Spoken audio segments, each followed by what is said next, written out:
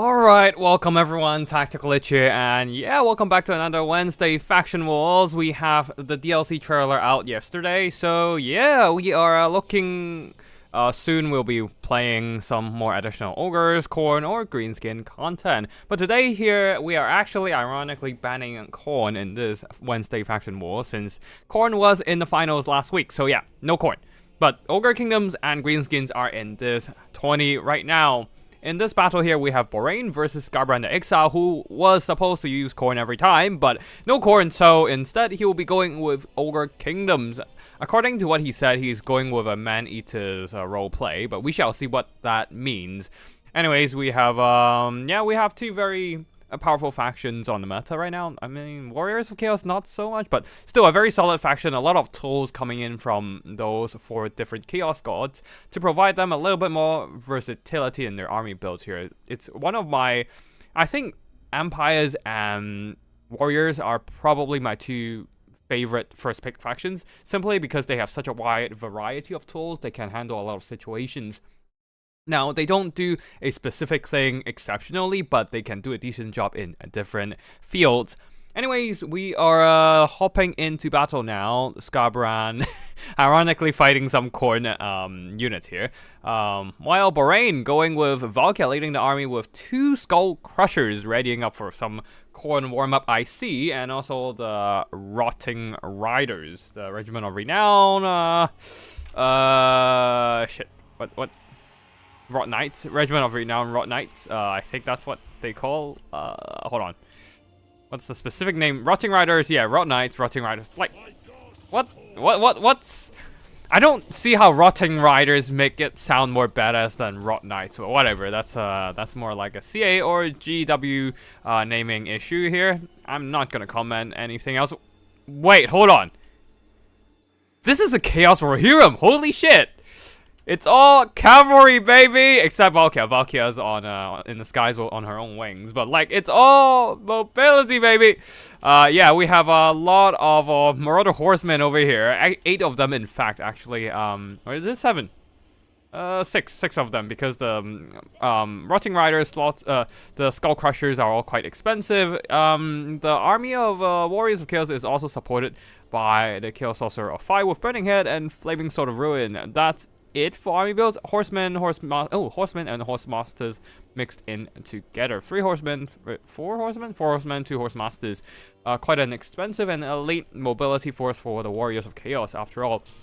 On the other side, for the Ogres, a front line of Nobblers, second line of Trappers, and a third line of Man-Eater's Ogre Pistol, ready to plink off some hit points from afar against the Warriors of Chaos forces. The problem is that I don't know if there's enough assets on the Ogre side to protect their expensive missiles against the enemy skirmishing. A little bit of Flock of Doom upgraded version on the Slaughtermaster, getting some damage done, but not a whole lot. Probably would have been better to wait for those Skull Crushers and Rotting Riders to charge in. But either way, Man-Eater's Ogre Pistols are poking off some of their HP. The problem is that the Rotting Riders does regenerate, so they are healing themselves right now. On top of that, they are basically the Nurgle's Grail Cavalry, having that 15% ward save that will turn off once the leadership is broken. So anyways, over here Nobbler's taking some damage, but they're just standing in front of the Man-Eater's Ogre Pistols, screening off the enemy mobility, while the Nobbler Trappers are also just like standing around, ready to skirmish. These Marauder Horsemen have taken some noticeable damage, Valkia diving onto some of these Ogre Pistols, while the Sky Strider is kind of having a hard time deciding where he should be going. Nice Spear Slopnir on the far side though, like nuking some Nobbler Trappers. Not a whole lot of good targets for a Spear Slopnir, so clearing out Nobblers is your best bet. Now the Sky Striders launching themselves straight into the Skull Crushers of Khorne, using their anti-lock AP to just really nuke down the HP of anything they're touching right now. Yeah, it looks like the Skull Crushers are taking noticeable damage alongside the other Skull Crushers.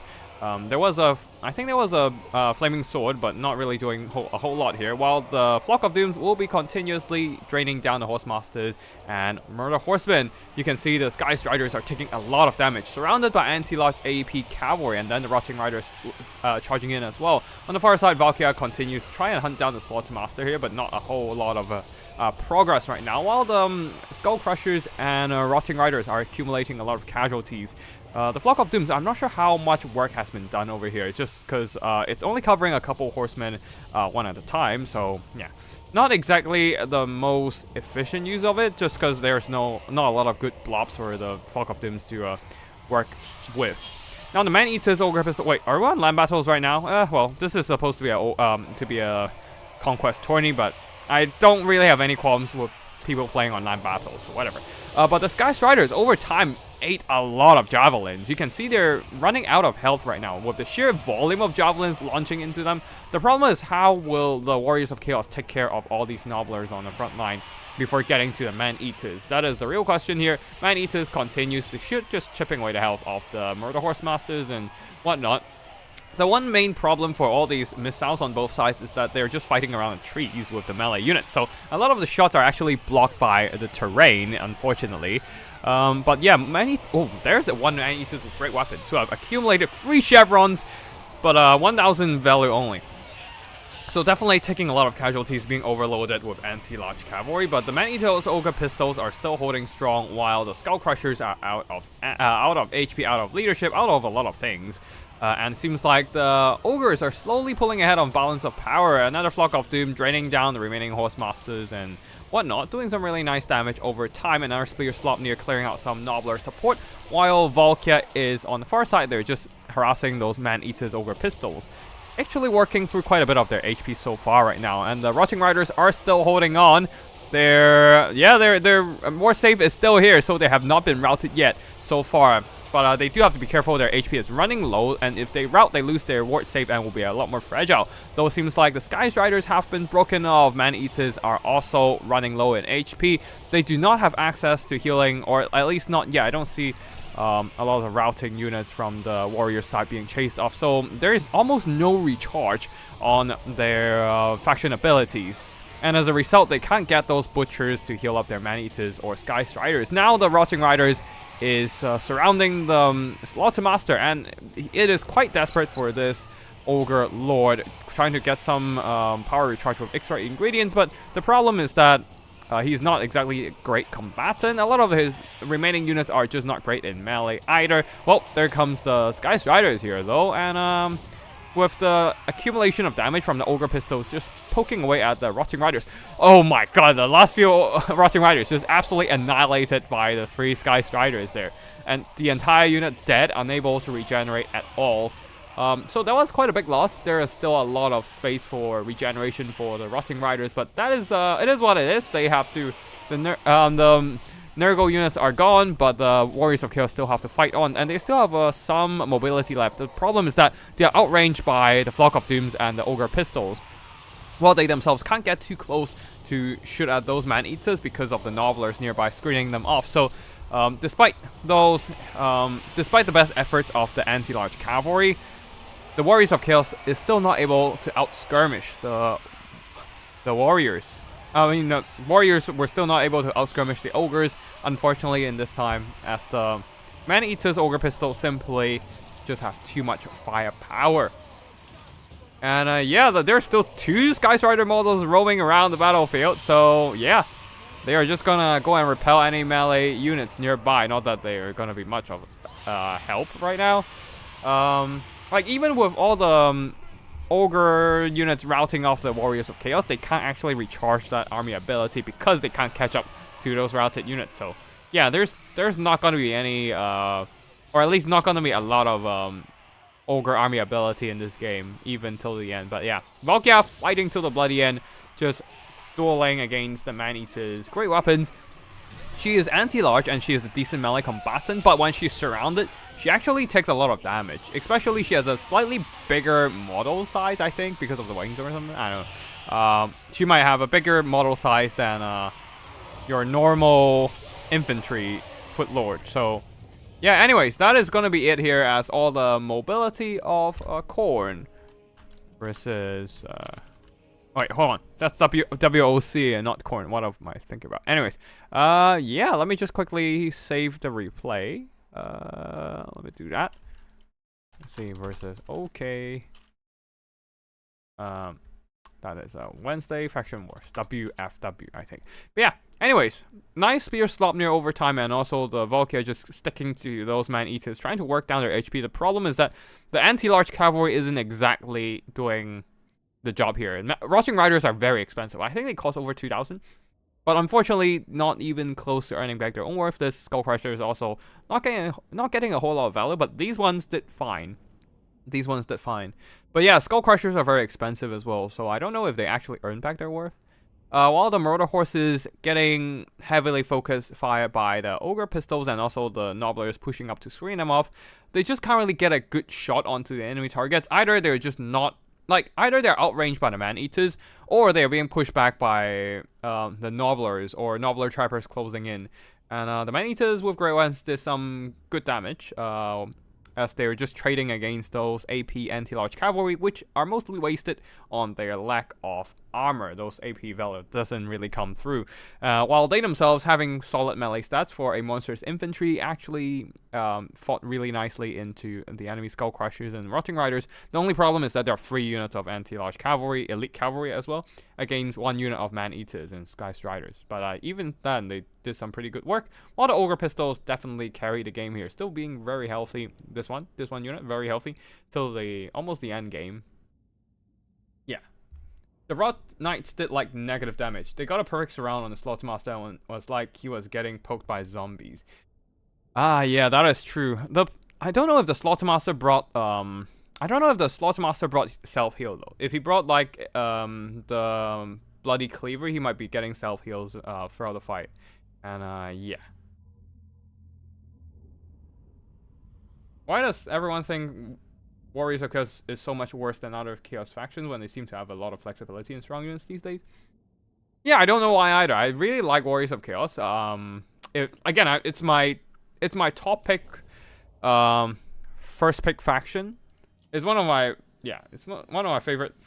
They don't have flexibility in strong units. I think the problem is that their mobility game is very lacking. They don't have a cheap, cost-efficient cavalry. When Hell's Riders were strong, they were really good.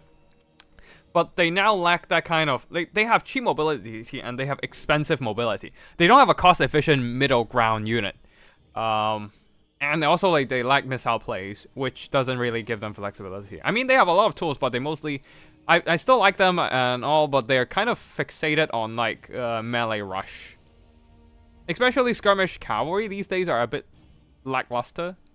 So horsemen and horsemasters aren't what they used to be. I think they used to carry games and whatnot, but now they're a nice to have, assistant unit, but not like a main carrying unit. But yeah, anyways, let me see if my opponents are ready. It's either Box or Zegos.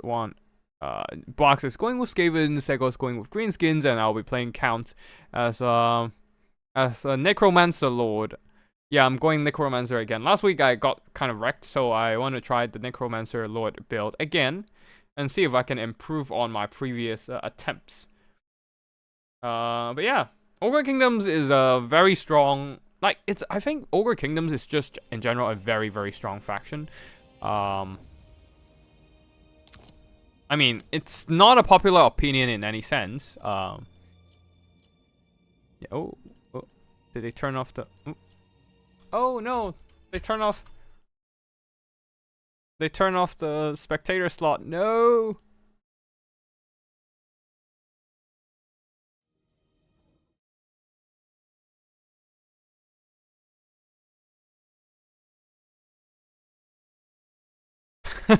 Alright, I think Scarbrand was watching my stream and saw me crying about lack of access to his lobby. I'll be jumping back in. I might actually leave again if my opponent is ready to play. I don't want to keep them waiting for too long, but yeah, it seems like next up we have Ash07 versus Scarbrand here. Skaven versus Ogre Kingdoms. Oh, this is gonna be rough for Skaven. Ogre Kingdoms monsters infantry is the exact thing that the Skavens would be scared about.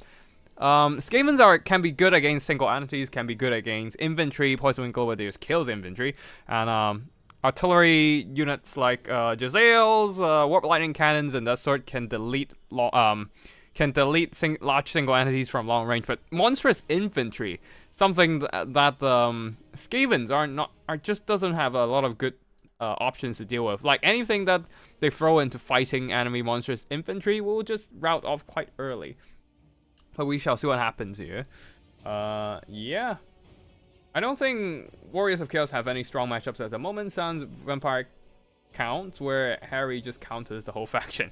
Yeah, I mean, I think they still have a lot of good tools to play with. It's just that, yeah, they aren't specialized in any aspect of the game, and they kind of suffer. But I mean, I haven't played Warriors of Chaos for a while now. I think the last time I was playing them was using a Forsaken Marauder Rush against Skavens, and that's about it. But yeah, yeah, Ogre Kingdoms, I personally think it's a very strong faction. Not because it has any OP mechanics, it's just that it is a very solid faction into a lot of the matchups, honestly. I think I am if I'm playing Ogre Kingdoms, I'm very confident into Warriors of Chaos, Greenskins, not Norska. Norska's Skin Wolves is just really good against ogres. What else? Chaos Dwarfs, and what else? I'm also confident into something like Dark Elves. Dark Elves is a good matchup in my opinion, and I can even try fighting Empires with Ogre Kingdoms in my opinion. If they don't pull out a Landship or Steam Tank, that is. But yeah, Ogre Kingdoms is just a very solid army. Like when you think about a monstrous faction, you don't really think about them as a. You would assume they are like more melee focus, rush focus, but Ogre Kingdoms is actually a monstrous box faction because of Lead Belchers and Man-Eater's Ogre Pistols. And if you can't outshoot them in range, then you're kind of fucked with your if you're bringing an infantry-centric army, because Lead Belchers are so good against infantry, and the Ogre Kingdoms having so many nobblers and cheap chaff options to screen enemy factions, to screen enemy units, you can't really like overload their backline either with mobility, because they can just beat them up with beat up your mobility with a bunch of Man-Eater's great weapons. It is a very I personally really like Ogre Kingdoms, and I'm very confident with them into a lot of matchups, but yeah, I'm kind of one of the few ogre mains in the in the community, I suppose. Yeah, but yeah, Ogre Kingdom's really good. Anyways, army built here. Ogres are going with a front line of Nobblers, second line of Nobbler Trappers. Scarbrand continue his Man-Eater themed army here. Man-Eaters with Iron Fist, of course. Ogre Bulls are probably a better bet in this matchup, just because they're more cost efficient to overload and cover a larger part of the front line and overload enemy targets. But hey, you gotta bring some Man-Eaters if you wanna have some fun. I think Ogres are solid into Skaven. Chaos Dwarfs, DLC. I don't know about DLC actually. Fiends is a bit of a Fiends and Seekers overload might be a bit of a weak point for the Ogre Kingdoms. Yeah. Anyways, Mornfang Cavalry, Iron Fist, and 2 units of Hunters on their Stone Horns, ready to just step on those Skavens with their excellent in mass and speed. Now the Lightning Cannons for some reason are shooting. Oh yeah, that's right. They were shooting at just Nobblers because they don't really have any targets to shoot at. Now the Slaughter Monster is in range. That might be a better call. Now other than the Warp Lightning Cannon, the Skavens are bringing 2 Brood Horror characters here. 1 regular Packmaster and 1 legendary Packmaster, Fraught the Unclean. A front line of a ton of anti-large infantry actually. Skaven's Life Spears, Clamorat Spears, backed up by a ton of Ashen Triads with their anti-large armor piercing and also that armor sundering. Weeping Blade to half the enemy armor. They can be quite effective against the Ogre monsters and cavalry. Now Skaven's Life Slingers to provide some skirmishing potential, and Red Ogres to hold on against the enemy melee rush.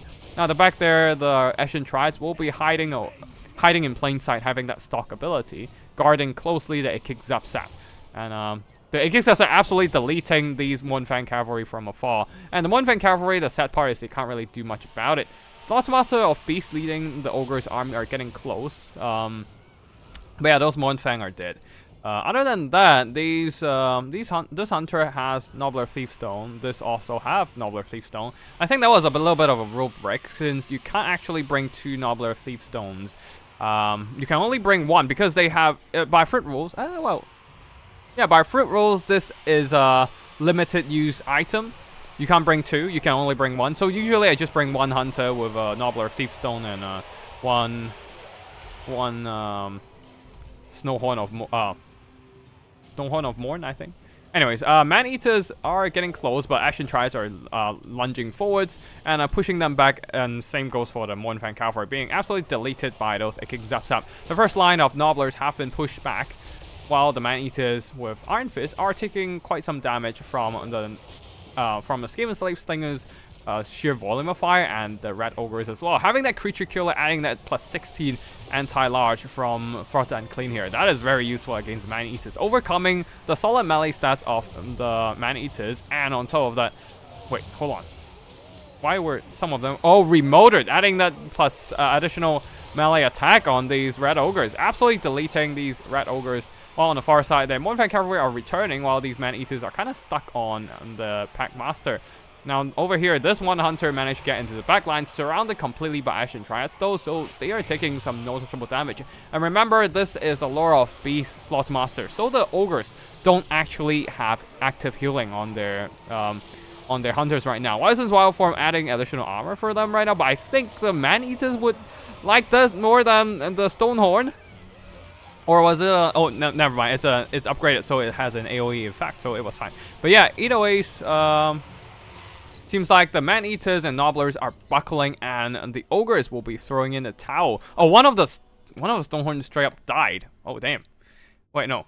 Never mind. They didn't die. They were just taking a lot of damage. And, yeah, wait, hold on. I've been struggling with Bretonnian versus Ogre Kingdoms. I might just not get what I need to bring. Yeah, I think Bretonnia has been having a pretty decent time against Bretonnian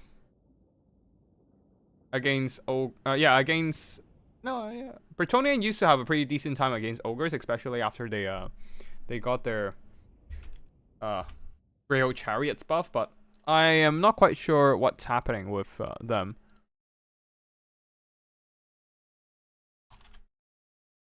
Yeah, anyways, let me just save the replay.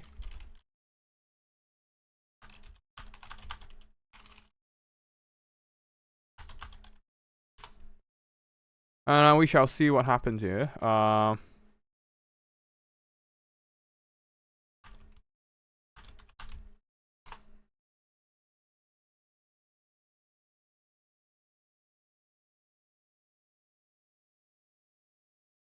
Alright, but yeah, Ikik Zapsap straight up deleted those Moonfang Cavalry, and the Man-Eaters with Iron Fist really struggled to push through those numerous tide of Skavens and Red Ogres, and even the Hunters are taking a lot of damage from those Weeping Blades and the anti-large Frotha Unclean and the anti-large Red Ogres because of the Creature Killer. So yeah, solid. I think the Ashen Triads did some mad damage, but yeah, I think it might still be too early to call it, but perhaps the Slaughtermaster has been routed. I didn't quite pay attention to what's happening on the other side of the battlefield. But yeah, we might jump back into the replay and see what happens there, but it seems like it was a quite decisive victory for the Skavens. Anyways, I should go ahead and fight my opponent now. My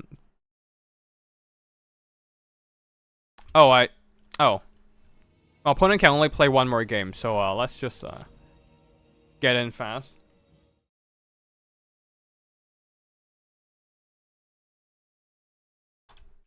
Let's just get in fast and play some Vampire Counts versus Greenskins. I have to bring this, so yeah, Hellsteed and Invocation. Do I wanna just bring Von Hellstorm's Macabre? Just because why the fuck not? Curse of Years, I don't know if I want to use it because it seems to be a very strong spell with the silence effect. with a whole half a minute silence, so that was quite nasty. Gaze of Nagash. I don't know if I want to raise that, because even if I raise that on stuff, they might not win. Let's just go with actually no. Bring these two, just because there might be. And then this one, and then bring another one of this, and then yeah, just bring some Grave God with halberds in case we have to go and grind in those. Go and grind against some large single entities like the Rogue Idol. Oof. The problem is there might be. Ooh, I am a bit worried. There might be. I am a bit worried. There might be. Oh, I'm almost out of money. Goddamn. That is some expensive troops. Yeah, I'm kind of worried if there might be. Oh, let's raise that. I can still bring one raise that coming in. Okay, yeah, that's fine. I'll take that one, and one of jet for. Yeah, that'll be what I'm gonna bring. Should I bring Dire Pack? Actually, I need some unholy lodestone. That's what I need right now. And maybe a Claw of Nagash. I don't think I need a more Claw of Nagash, but I'm not gonna bring a Mortis Engine in case they're just bringing up Dark Line to shoot me down. So yeah, I guess I'll just bring some Brave Gods, Blood Knights, Chill Guys, and maybe another Blood Knight, and then yeah, I think that's about it. Ooh, actually, maybe not the Blood Knights. I'll just bring, say, a couple ghosty ladies, and damn, I still need 15 more gold for. Do I really need the Chill Guys? I'll just skip the Hex Wraith then, I guess. And bring more Grave Guards, maybe. Dance Macabre. I'll take the Dance Macabre. Couple skeletons on the side, and maybe I will bring some Crypt Horrors. Let's just bring another Unholy Lodestone, whatever. Yeah, I don't know. I don't know what to bring. What else to bring? Personally, I prefer taking Mole Caster with Brain Gobbler and Bone Crusher. I don't like Flock into Skaven. Brain Gobbler is really good into Skaven, actually. That -16 leadership, man, that's a very sweet, really sweet combo when you're also bringing a terror-causing unit. But yeah,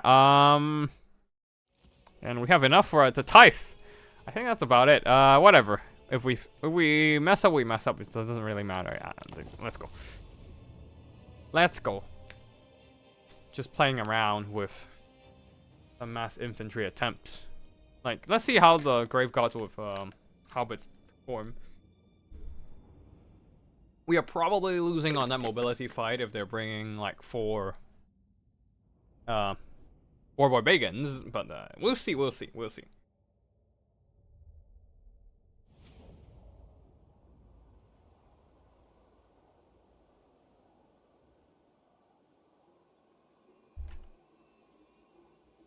All right, battle begins. We're readying for a battle. All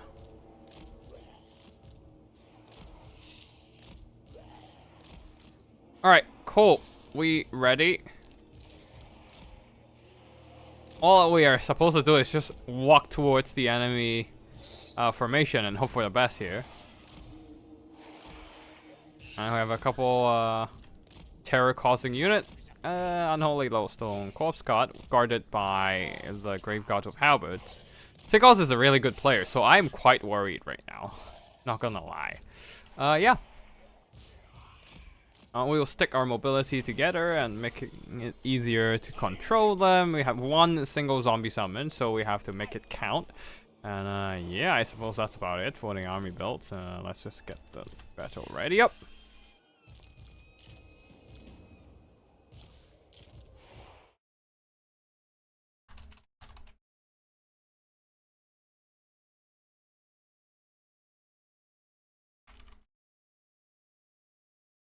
Alright, ready as well. It seems our opponent is ready, and we are ready as well. So good luck, have fun. Let's go. We walk towards the enemy. Yeah, good thing I didn't bring Mortis Engine. Those Darkers are gonna give me a hard time.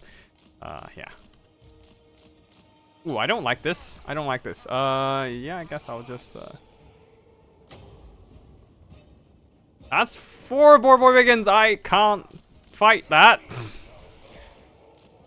What the fuck? Or how do we activate the Master of the Dead again? I kind of forgot. I didn't bring Master of the Dead. Oh yeah, Master of the Dead. Entity Death. Okay, never mind.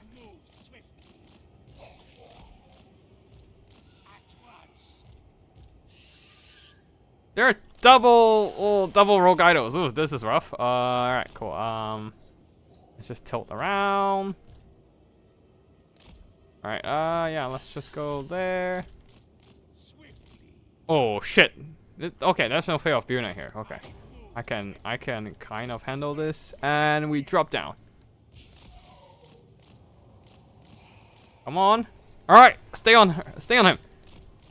Slow him down, stay on him. I don't care what you're trying to do here. Stay on him. He's too slow to get out of there. Azek's hard armor, yeah? Okay, we walk some of our infantry over. Come on. We snipe him out. Alright, let's get those units going.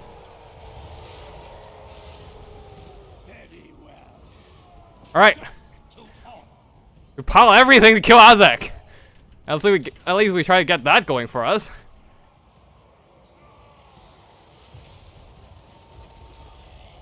And what else can we do here? I don't really think we care about this. Alright. Can we keep that pressure on?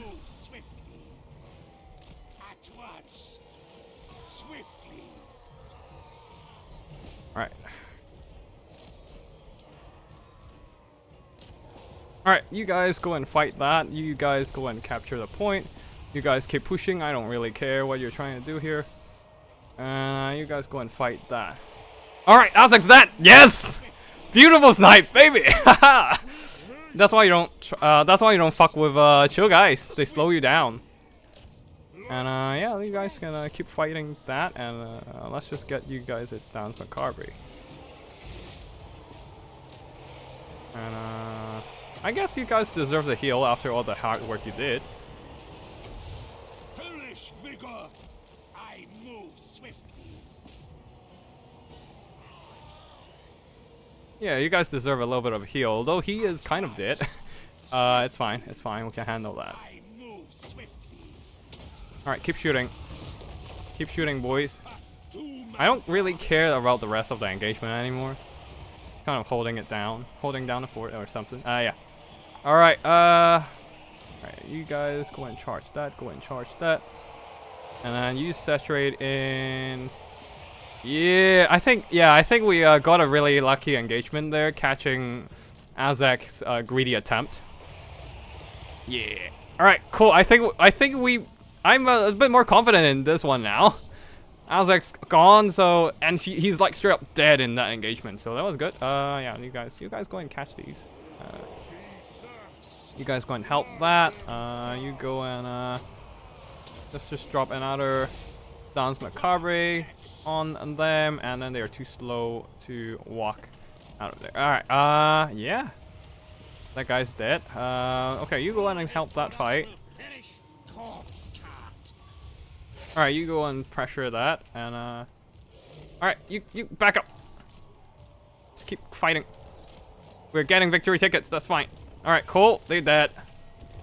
And let's just bring some heals for these grave gods. They have been fighting hard. They deserve a little bit of a reward. And yeah, let's just go fight that. Go fight that. Just keep fighting that, you guys. Fight that.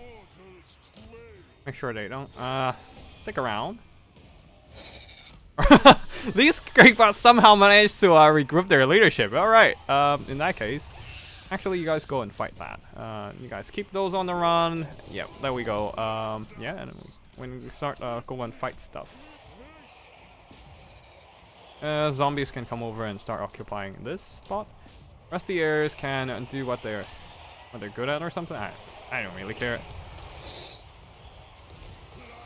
Alright, you guys can go and pressure these guys, and you guys can come over and pressure these guys instead. I'm out of infantry, kind of. Yeah, that's a bit awkward. Because a lot of the infantry over there are just like working on something else. Swiftly. Do that, and you can go and fight that. And yeah, we have a lot of. Let's just send the corpse cart in there and help out. We have some nearby terror causing troops, and yeah, okay, we're kind of good now. Just we don't have much else. Yep, that works out. That works out. Yeah. Versus. Wait, hold on. Yeah, just managed to get the save in. Yeah, baby. All right, that worked out. Yeah, double corpse cart. I mean, the corpse cart kind of just reinforcing the halberds, allowing them to hold down on the rogue idol, and then the banshees come in, finishing the job against the rogue idol. The rogue idol getting some good value, but I don't think that is enough to cover their own cost. Especially when that value is kind of inflated by the unholy lodestone healing. Oh, these savage orc boar boys. That explains why the Black Knights were able to get some good damage against them. But yeah, I think Segos got a little bit too reckless with Azek here. I don't think he's trying too hard to win, because he can only play this one game anyways. But yeah, he was a bit greedy, trying to go after Master Necromancer, and got lured onto the ground. And because the chill aura on the chill guy slowing down Azek, he was not able to get out of there fast enough. So yeah, I got lucky there, I think, with Azek slipping up for a bit. And then gave me that Lord Snipe. Otherwise, it would be still a really tough match. But yeah, I think I got lucky. Yeah, very good value from those cavalry of mine. They're basically outclassing those Savage Orc Warrior Biggins, especially the physical resistance on the chill guys, mitigating the AP damage of the Boar Cavalry, the Bacon Cav. And the Dire Pack got some good value as well, because the lack of armor on the Savage Orc Warrior Biggins and whatnot. So yeah, good stuff. Yeah, GG. Don't like Rogue Idol here. They really don't like getting stuck into ITP chaff. I don't know. I think the Rogue Idol would still be good, because they are just large armored single entities that are that the vampire counts kind of struggle against. But this time I did bring a lot of good counters against them. The Grave God Halberds and also the Banshee who does do like really solid armor piercing single entity damage, right? So yeah, if two of them can gang up on a Rogue Idol, they actually manage to get some very solid value. Remember, they only cost 750 gold. So yeah, this is absolutely worth it. Yeah. And the archers can only mostly shoot at like chaff infantry, so they didn't really get that much value either. But yeah, great game from our opponent, and somehow we managed to move on to the next stage, which is fighting against Warriors of Chaos. All right, cool. Once again, I'm going with yeah, this Master Necromancer, but I'm gonna bring him on Hellsteed or something. Yeah, Hellsteed probably would be best, and yeah, I guess I'll still bring the same old few items, abilities, that sort. What else do I want? Should I bring should I bring a black coach? Oh god. Yeah, let me just check the brackets, making sure everything's going fine. Wait, hold on. Oh, I think this is a random player. I'm supposed to go fight Ash, so I'm just gonna move out. And yeah, just call in Ash, who did win against the Ogre Kingdoms.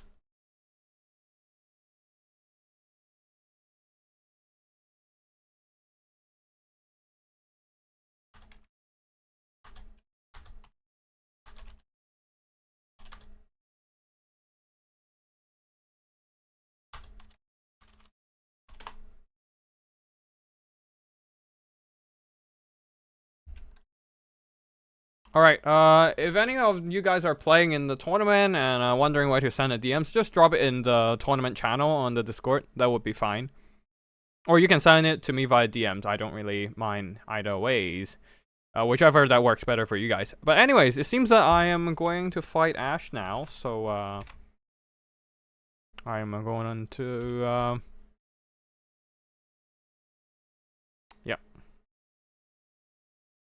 I'm going to play against Skavens this time.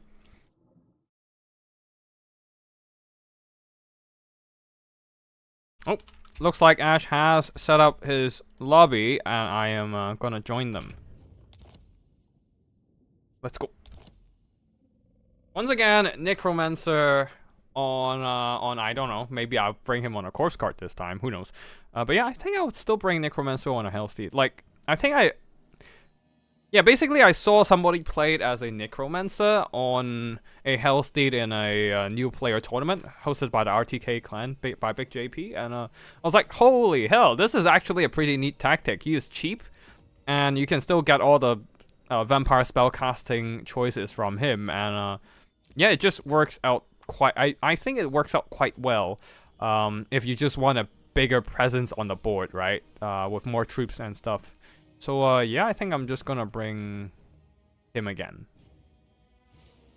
Ooh, Gaze of Nagash would be good, and I don't think we need Von Hellstone's Macabre here, but we do need Raised Dead, so we'll take that. Other than that, zombie chaff, skeleton chaff. We just need a bunch of chaff. Ooh, Hex Raves, but they're also gonna get nuked by Poison Winds. Hold on, let me just check what the hell Poison Winds do in terms of damage. They deal that magic damage. Never mind. No poison, no Hex Raves this round. But what we can do is bring Black Coach. Hell yeah, baby. Yeah, I guess we can try Black Coach this time.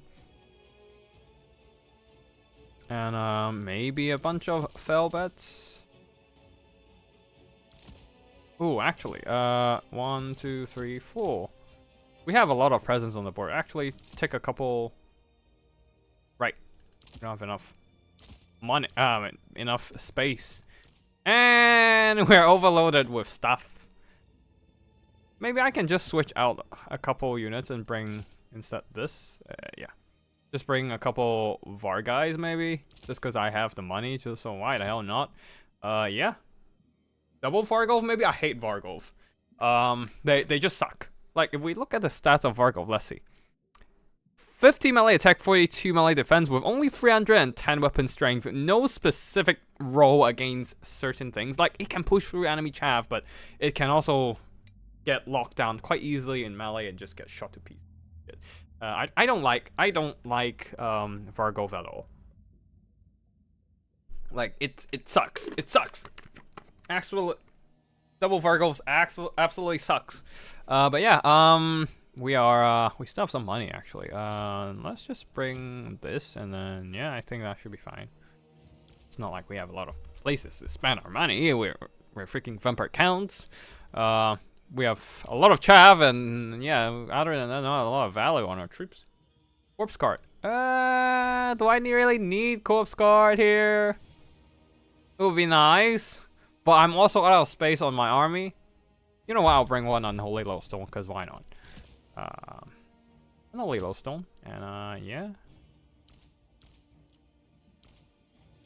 Oh yeah, perfect. 0 funds left over, and I still have quite a bit of. We have a double vehicle build. A lot of single entities here, actually, but yeah. Are we on domination? I think it doesn't matter. Like, we can just play online battles. I honestly don't care about the capture point. I wasn't paying too much attention about the capture point either, and I can't be bothered to ask my opponent to change maps and wait. So, doesn't matter.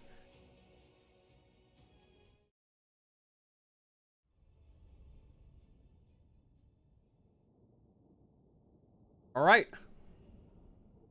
Let's get ready.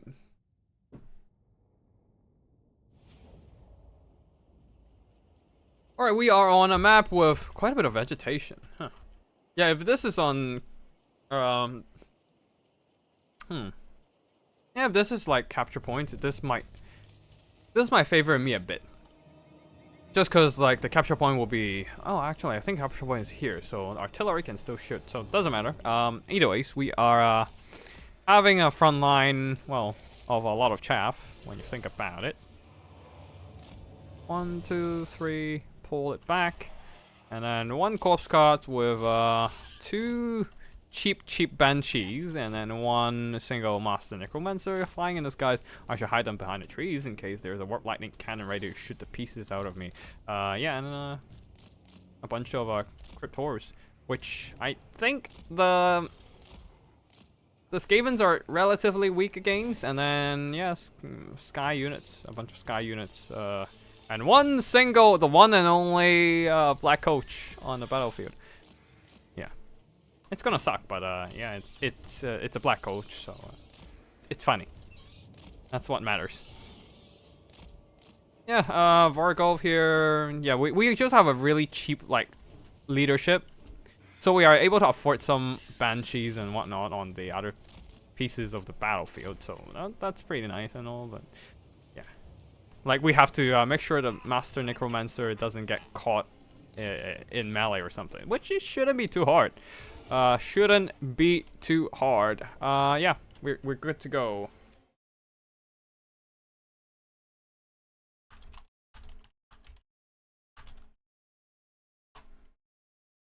Good luck, have fun.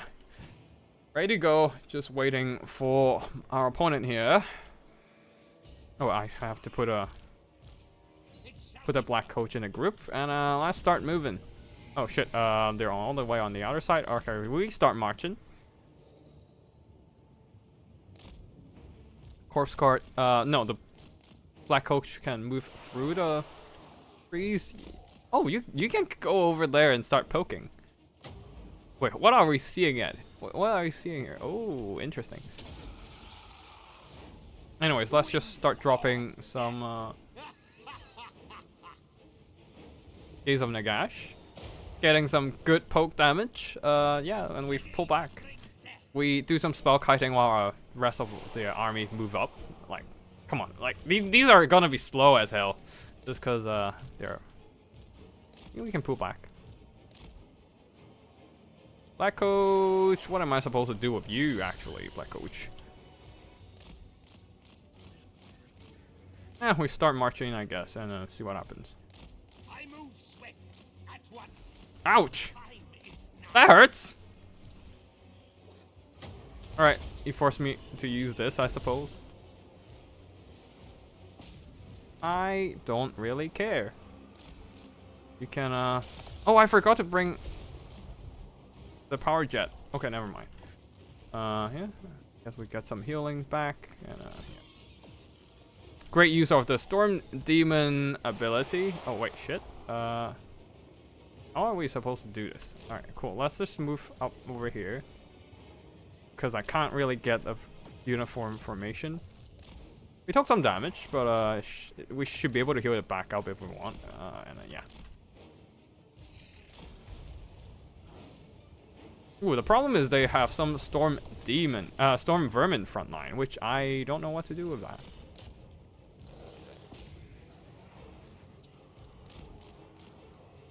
Alright, cool.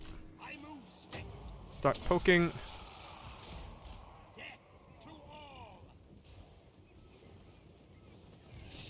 Fairlies, yeah, you guys go ahead and pin them down so that my monstrous infantry can try and push in, I suppose. I don't know.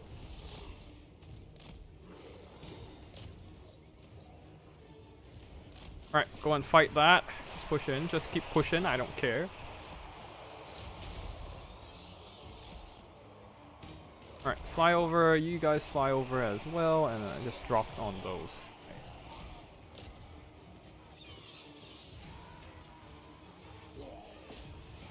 And yeah, I guess you guys can start moving up towards the front line as well. And you guys go and fight that. Oh, a lot of traffic jam. Damn. Alright. Emerge from the tree lines.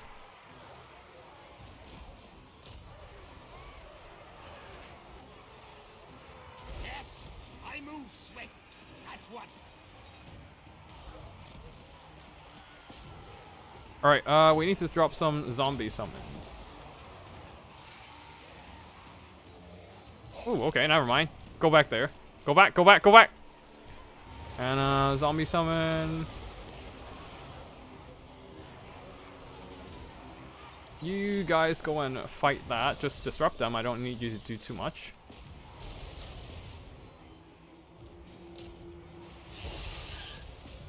Alright, you guys just keep grinding, I suppose. Not much to do here. And, oh, one of the Var guys is dead. That was not great.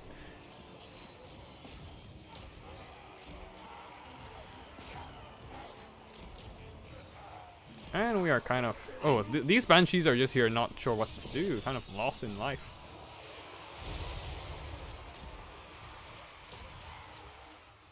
And our forces are kind of out of everything.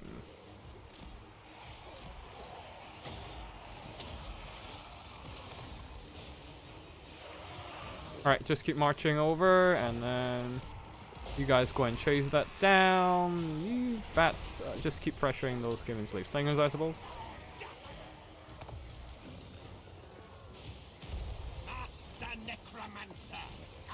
Oops, we took too much damage. That was not great. And what else? Banshees, I guess, move up, and you guys can go and start fight something else. Just buy more time to do other things.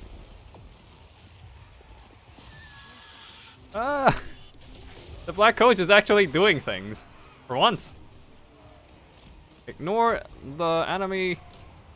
Ignore the enemy front line. Go and fight those stuff in the back line, I suppose. You guys keep fighting that. And yeah, chase down those Skaven Slingers. And you guys go and fight that, I suppose. You guys, you go and charge them.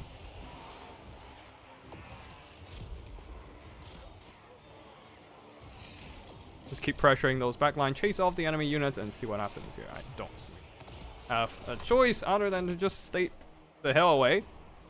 Do I get heals? I get a little bit of heal, which will sustain my HP. I don't think that matters a lot, but oh, whatever. Go over there and just keep chasing. Go and fight that. Ignore everything. You guys go and fight that, and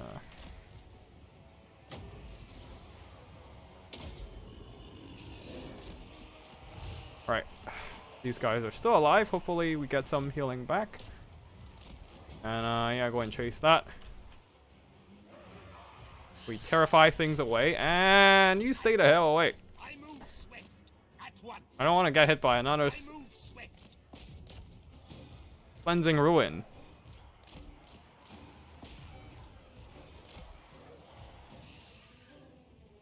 Alright, just keep running away, I don't care.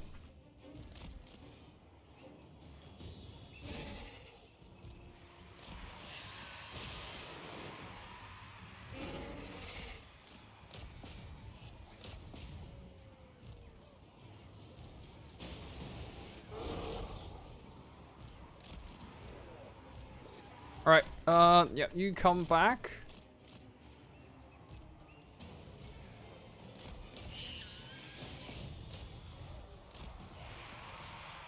You two keep fighting that, and maybe come over and start dropping some...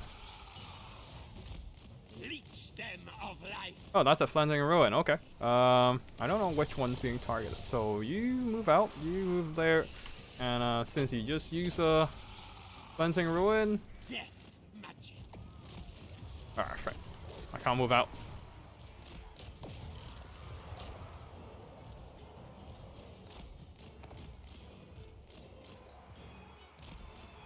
I still have some magic, I suppose.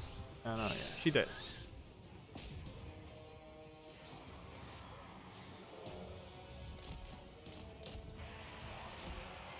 Ignore the Storm Vermin for now. Oh, on the other side, the infantry died. I don't have any more infantry. Great.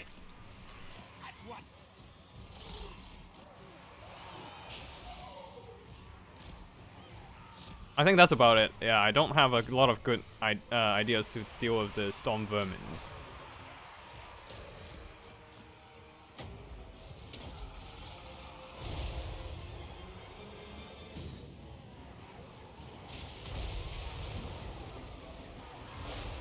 Alright, fly away. Maybe if I snipe out a Kick Claw, I'll have a chance, but that's a big maybe. That's a big fucking maybe.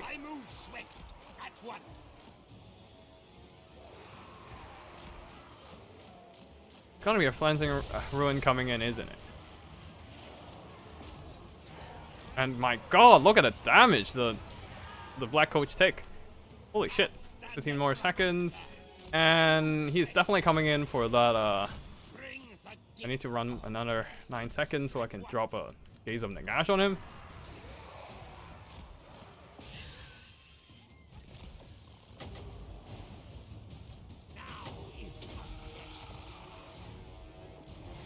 Ooh, okay.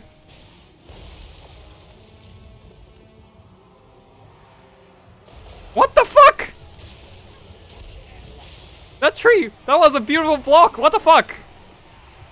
It just blocked like the entire Gaze of Nagash. I need another 3 seconds or something to get another cast. Oh shit! That was rough. I can still do 2 more casts of Gaze of Nagash, but I think by the time we got the Gaze of Nagash, it'll be. I move swift. Shit. That was not a corpse card. That was a tree stump. That was unfortunate. Yeah. Go and fight that. All right. Come on. Destroy. He's right below you. Hit this shit. Drop. Hit him! Come on! You can do this! No? You're not doing this? What? Alright, let's come and go and help out the Master Necromancer, because obviously if he runs, he's... Oh! Yep, that's GG. Cleansing Ruin, it's here! No! So close. If I got the first, yeah, that's GG. I think that's it. GG.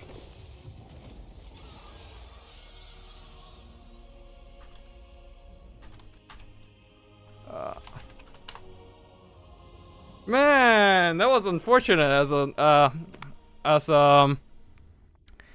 Gaze of Nagash. Yeah, those Gaze of Nagash, like if I landed the second to the last Gaze of Nagash, that probably could have won me the game, but no, it refuses to land. At least the Black Coach earned back its value, I guess, for some reason. You could have killed him? No, I think, like, I couldn't kill him in melee, but if I landed that Gaze of Nagash, I probably could have won this, but no, it just had to hit the tree stump in front of a Kick Claw. That was quite unfortunate. I probably should have just got closer before, yeah, I should have probably just go closer before launching the spell. Because one spell might have made the difference, but then again, there's still a lot of Storm Vermin on the field, which I would definitely struggle to kill. Very nicely played by my opponent there. A Storm Vermin frontline, definitely a very solid counter against my Vampire Count army there, grinding through my units. And yeah, I only have some Crypt Horrors at that point remaining, and a very tattered Banshee. I definitely couldn't grind through all those Storm Vermin. Now, if a kid died, that might be a different issue, but yeah, Kick Claw overall just did some very, very solid damage, with especially the Cleansing Ruin hitting a lot of my key units, including the Master Necromancer, the double Banshees, constantly hitting them both with the Cleansing Ruin AoE direct damage, and yeah, even some of the Crypt Horrors as well being hit by that damage spell. Plus, I misused some of my Vargheists in the end, so at the beginning, not in the end, in the beginning. So that was quite unfortunate for me as well. I probably, maybe I should have just switched these Vargheists out and instead just bring some Black Knights. That might have been a better choice, just to put more solid. I mean, the tree stun was bullshit. I think killing a Kid Terror and using zombie summon to grind for a bit could have been enough. Yeah, it's the tree stump. It's the tree stump. God damn it. Yeah. Be careful of the terrain on the field, I suppose. Something can screw you over unsuspectedly. But yeah, very nicely played. Either way, very nicely played by my opponent there. A Kid Claw, definitely a very strong lord, and I really like the Storm Vermin. Like, even if I killed a Kid there, I would still struggle to kill the Storm Vermin. Like, another thing is that I'm almost out of magic at that point. I only have like, what, 12 winds of magic reserve. So even with the zombie summons, it will still be very rough on whether I can kill all the remaining Storm Vermin and the Doom Flayers and whatnot. So yeah, very nicely played by my opponent there, and it seems that the Skavens are in the finals. And on the other side...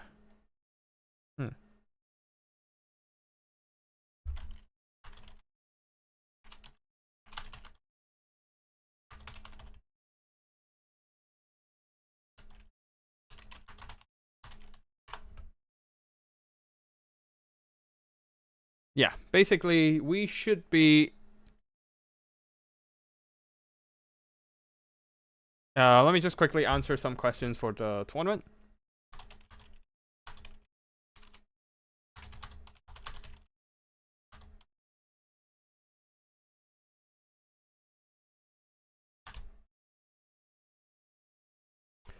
Alright, that is it for our run here, and Ash is advancing into the finals, and yeah.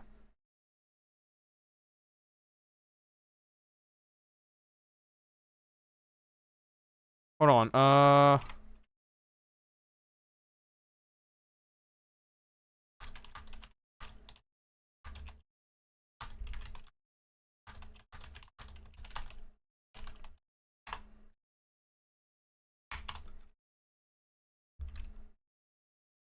yeah, it seems that the other semifinals bracket is Joyboy versus Gentle and they might not actually started. They might not have started their game yet. So we might just be able to watch their gameplay live, but I don't know if they have actually started. They might be starting, might be not. Need to check. Yeah.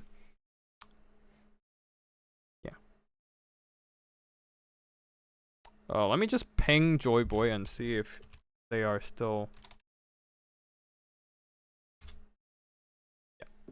Let's see if they are still checking out whether let's see if they're still checking out their army builds and whatnot. We'll wait a bit and see if Joba respond to us so that we can drop in. Do you know where I can find a group to play, Francesco?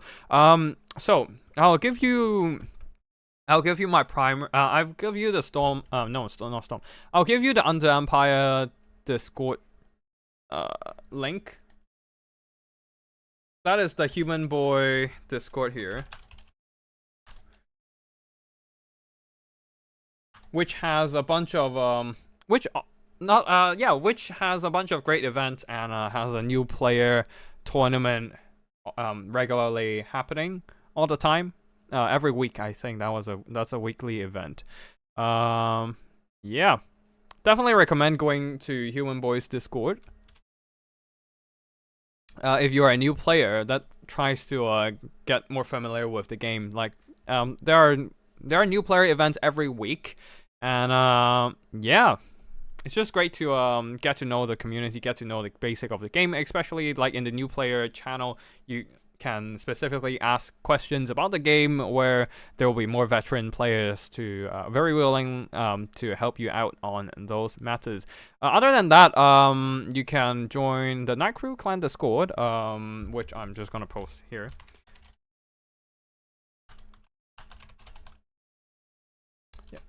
Which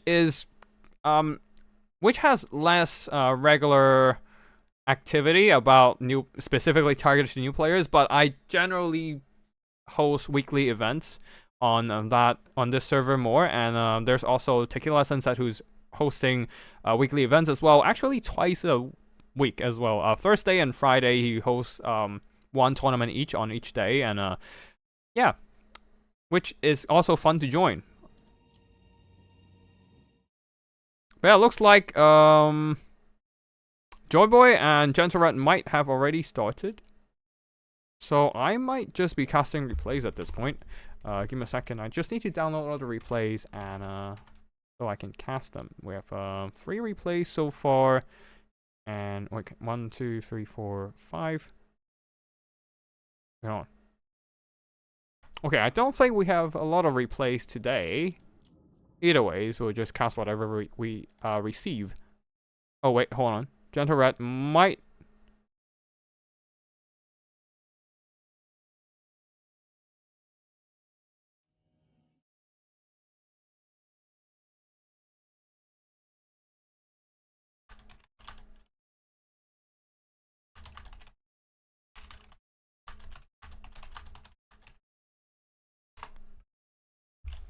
Alright, seems like Gentle Red and Joyboy hasn't started yet, so I'm just gonna drop him a message directly, drop Joyboy a message directly, and see if he can add a spectator slot to the lobby. Yeah, excuse me for waiting a little bit longer here, but I do like to see.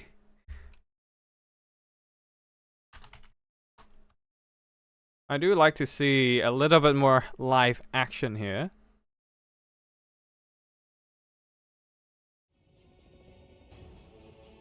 Alright, spectator slot is up, and we are joining in. And let me just pull up the blocker.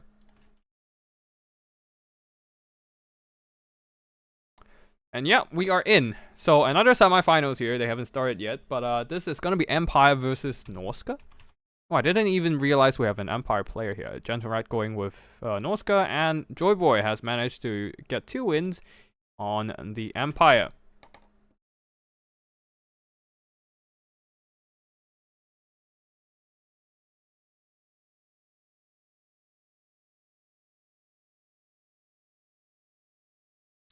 All right.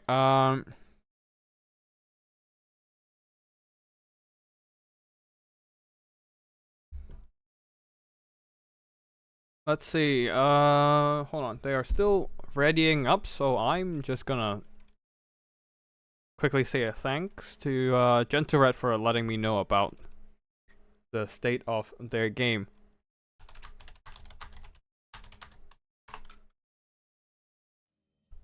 Alright, looks like Joyboy is still picking their army while Gentle Red is ready. And yeah, we shall see what's gonna happen soon. I'm just gonna stay hydrated, get some water. Drink some water. Wait, hold on, did I close the windows? It's getting a bit cold in my room. Hold on a second.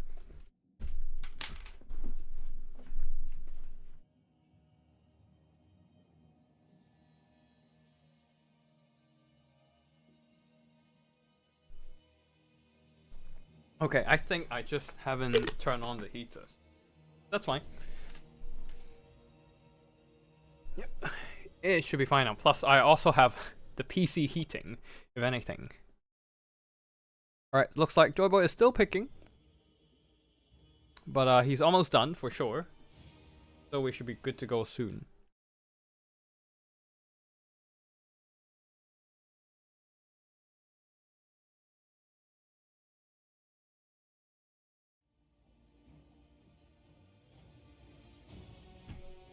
But yeah, while we are still in a little bit of waiting stage, let's have a talk about the DLC trailer yesterday. I think like the DLC trailer, like the units seems to be fun. I'm excited about the content of the DLC. I don't know, I feel like the DLC trailer is very lacking in terms of cinematics. Like you can tell the game trailer has the DLC trailer is more focused on like the in-game shots where you actually have the units on the map displaying like in-game animations and whatnot, instead of the very customized animation that all the previous trailers possess. Yeah, I like the DLC trailer. Like I can tell that is the DLC team. The DLC trailer team has done whatever they could to make the trailer, but I think it just lacked the kind of hype factor that the previous trailers have. Like the previous trailers have custom music, like very distinct music, and even up to Thrones of Decay, you can tell there's a very unique kind of like dwarf singing, dwarf vocals in the background. But this it just feels like it's a very generic, like heavy metallic kind of soundtrack, but that's about it. And the DLC trailer, I don't know, it doesn't have the kind of cinematics they used to have, the kind of narrative they are building up, and instead this is a very kind of disjointed, scattered kind of display of, oh, you have an army here, here, and here. So, and then they have a few units that being displayed here and there. But there's a lack of interaction between the units of the DLC. So I feel like it's a rather disjointed release. Because last time when we were having the DLC, you can see those units clashing against each other or helping each other to fight, and it's very much focused on the DLC and the DLC only. But in this DLC trailer, yeah, in the previous DLCs, they mostly focus on the DLC units, but this time in the trailer, you see like big shots of mammoths coming up. I know it's kind of like setting up as an opposition of Gog. I would just call him Gag, and just so YouTube doesn't ban me or anything. But yeah, I think they might have gutted some of that video production team, the video animation production budget. So that was I'm excited about the DLC content. Like the DLC units all sound very fun, especially Blood Vultures and the Piggy Riders that are coming in for the Ogre Kingdoms. It's just that I'm a bit sad that we might not be seeing the kind of quality of trailers that we have seen with something, say, Rise of the Vampire Coast, which I absolutely love. Their music, the tempo of the trailer, all the animations, they are top notch. Like even yeah,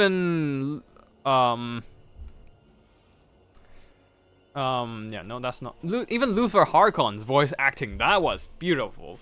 But yeah, this is now we don't really see that in the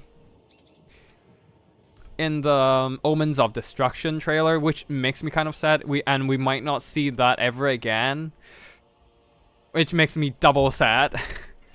Yeah, I mean, that's basically what I think about the trailer. Like, the DLC, like, again, DLC content, I'm looking forward to it. I really want to try out. I can't wait to get my hands on the new DLC units. And on top of that, early access is going to come out next week. And, like, for the Exalted content creators. So, I should be able to get the access to the game and try out all those new units and showcase them to you guys. But, as of the trailer, it's just, I don't know, like, the trailers we used to have always gets me hyped. I am really excited, like, not only because of the new content of the DLC, but also just the trailer is just fun. It just displays all the units in a majestic way. This trailer, Omens of Destruction, lacks the kind of focus that the previous trailers have. I mean, I saw the Mangler squigs and they look absolutely hilarious, but yeah, there's just not enough focus on the DLC units themselves. And there's a weird, like, camera, the montage of shots when they were showing the corn units. That was weird. I don't know what were they thinking about, but my eyes just got blurry from all this shifting shots. But yeah, other than that, I guess the DLC definitely looks fine. It's just the trailer.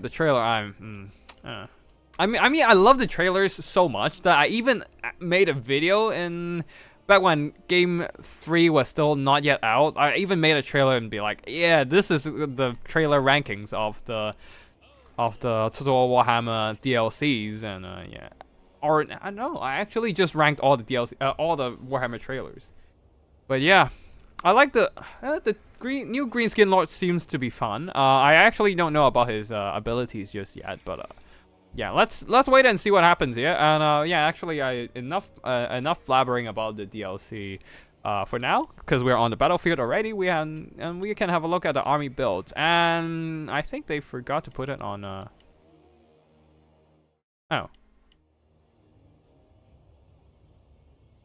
hold on.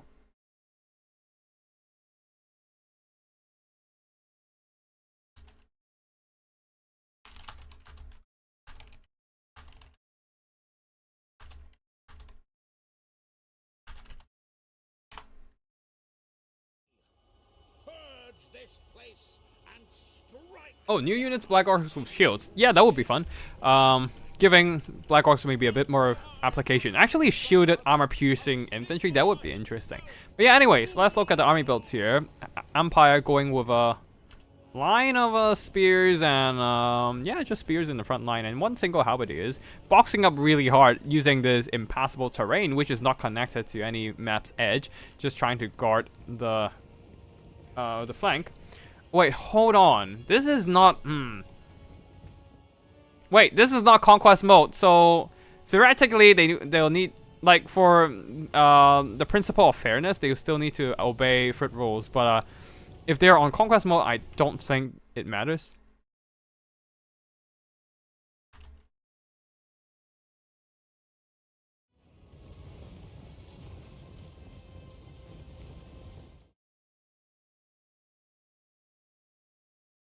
Hold on a sec, just... Anyways, we'll just focus on the battle first, because I think there might be a bit of an issue in tournament rules and shit. So yeah, anyways, other than the Empire box build, we have some Hawkline rifles, some really strong firepower here, plus some Demigryph Knights with halberds guarding them as well. More halberdiers on the flanks, and then Volkmar on his Volkswagen, supported by a Bright Wizard and a Live Wizard, by Jade Wizard, Earthblood and Regrowth on the Jade Wizard, Burning Head only on the Bright Wizard.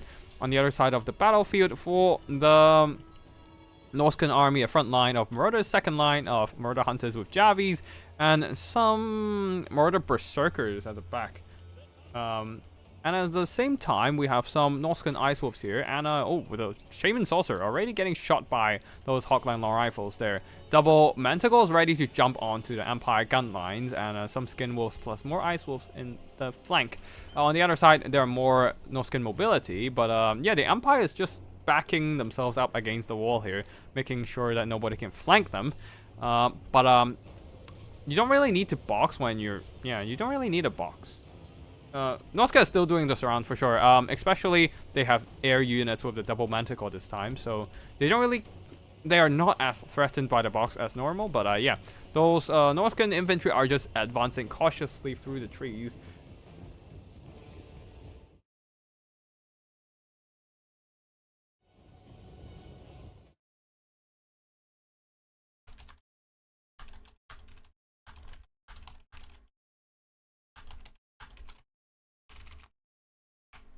Yeah, sorry.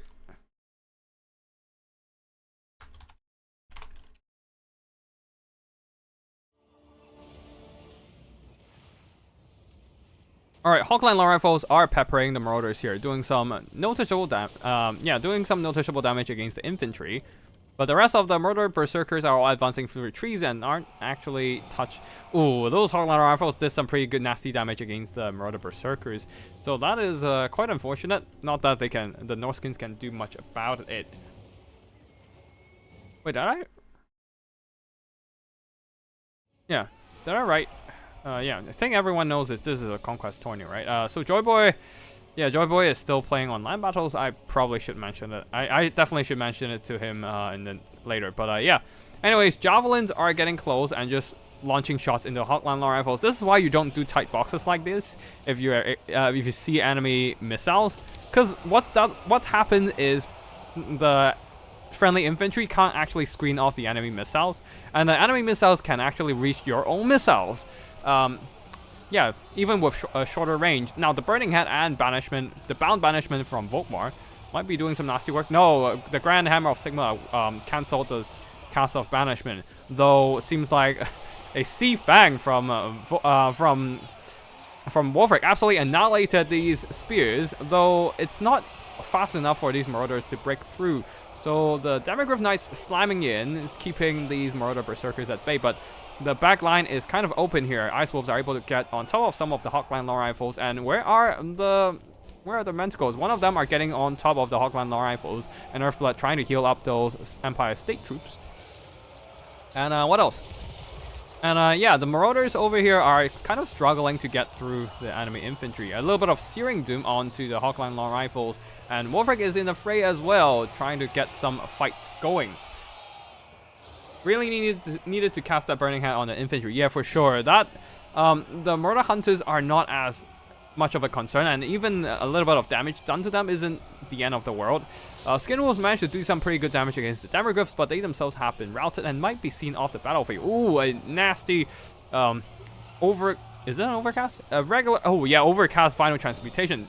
Getting to both of the Empire casters and on top of that hitting the Demigryph Knights as well. Regrowth is getting some heals for the Demigryphs, but even covering some of these Hawkline Long Rifles, getting some very solid damage. But yeah, overall, seems like the Empire is still holding the ground for now, especially with the Demigryph Knights providing some solid fighting power. Though the Hawkline Long Rifles here have taken quite some noticeable damage, especially now being hit by a bunch of anti-large Javies. They're not large in any means, but they don't have much armor to just eat those Javies or anything. Warfric the Wanderer is still fighting some halberdiers. He's desperately needed on the other side of the battlefield. He can and will wreck Volkmar if he gets his buffs and debuffs going, but right now he's a bit busy fighting other stuff. And the Marauder Hunters with Javis are retreating away from those state troops, especially when there's a Demogryph Knights coming in. And the Norskins really need those Javis to hit up those Demogryphs and work down these elite cavalry. Right now, the Demogryphs are still kind of distracted by those Ice Wolves, so the Javelins are direly needed to just work down the HP of the Demogryphs, but they're not throwing for some reason. So that was quite unfortunate for the Norskin army. Another bolt just wrecking a bunch of spears. And over here, Volkmar is getting low in terms of health. He doesn't have that much of a melee stat. 30 attack and 20 defense. Yeah, he sucks in melee, if you discount for his chariot collisions and all that. So, yeah, he's getting quite low despite his Jade Griffin healing him. On the far side, Javelins are also shooting at the Volkswagen, but the heavy armor is mitigating some of that damage, plus the Grand Shield of Faith. Yeah, Wolfric really needs to get over and start hunting down those casters and whatnot, especially the the life caster. But right now, seems like Wolfric is still too busy dealing with state troops, which might be a bit of a mistake. Manticores are roaming around the battlefield, but I'm thinking they probably would want to come over here and kill those Bright Wizard and Jade Wizard. While Volkmar the Grim roams the battlefield, Skin Wolves are coming back. Their healing is helping them to just hold in combat. Oh wait, where's the other Skin Wolves? Oh, one of the Skin Wolves is already dead. And these Skin Wolves are also getting some flimsy leadership. Another bound banishment from Volkswagen here, nuking the Javelins, but yeah, there are still more Javelins on the field. One of them still half health, the other almost dead, but that's fine. The backline of Snorska is now protected by a sheer number of Skin Wolves, Marauders, and Skin Wolves. Well, Skin Wolves I've already said it once, but yeah, anyways, Marauders are here as well, bogging down those Demogryph Knights. The Frostbite of the Ice Wolves are slowing down the Demogryphs, allowing the Skin Wolves to catch up on to the Demogryphs and bite down those expensive elite cavalry of the Empire. One of the wizard is down. The Bright Wizard is almost on the. No, he's not down yet, but he is out of commission for now, being routed by Wolfric. Plus, the double Feral Manticore keeps hunting down Volkmar the Grim. Now, the Empire has lost out pretty much everything on their army. Army losses is hit as their infantry can't trade well into the enemy Marauder swarm. There's just too many Marauders and Berserkers for them to deal with, and then the Hawkline rifles weren't able to do enough damage to make the difference. Because the Hawkline rifle is very good sniping sniper rifles, but against chaff-like Marauders, you need something more cost-efficient, like grenade launchers or something like that, maybe. But yeah, you're fighting Norska, you probably don't want those. You probably want instead Empire Knights or something. But yeah, with the double Manticore sniping out of the Volkswagen, that's basically it for the Empire, and that will be victory for Norska instead. Very nicely played by Wolfric the Wanderer, played by Gentle Rat there. The double Manticore doing God's work, doing Sigma's work here. Yeah, their weapon strength is good enough to mitigate the armor on the Volkswagen. Just keep hunting down. Yeah, they're just keeping on the tail of keeping themselves sticking to the tail of Volkmar the Grim. And just keep hunting down that single character, while the Javelins did some really good damage working down those Hawkline rifles as the Empire box was really tight, not able to screen out the enemy missiles, while the state troops just weren't trading great into the enemy infantry, since the Marauders do outclass them in terms of melee. Skin Wolves there, there's some mad damage. One of them just got broken off by the Halberd Demogryphs pretty early. But yeah, overall, the Demogryphs were just not getting a good time here. Getting hit by multiple Final Transmutation, I believe. 2,000, almost 200 gold worth of damage value on that one single Shaman Sorcerer of Metal. Damn, that's some ridiculous value. While Volkmar the Grim not quite able to earn it back. Earn back his own expensive cost. So yeah, GG to both players, and it seems like the Gentle Rat will be bringing the Norskins into the finals.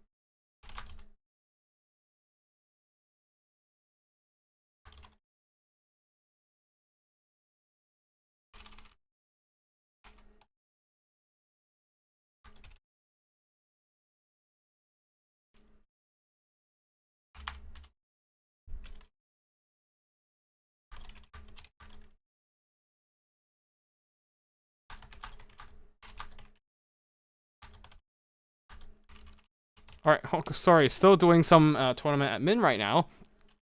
Just pointing out some, just speaking to Joyboy a bit about the land battle conquest stuff, and give me a second.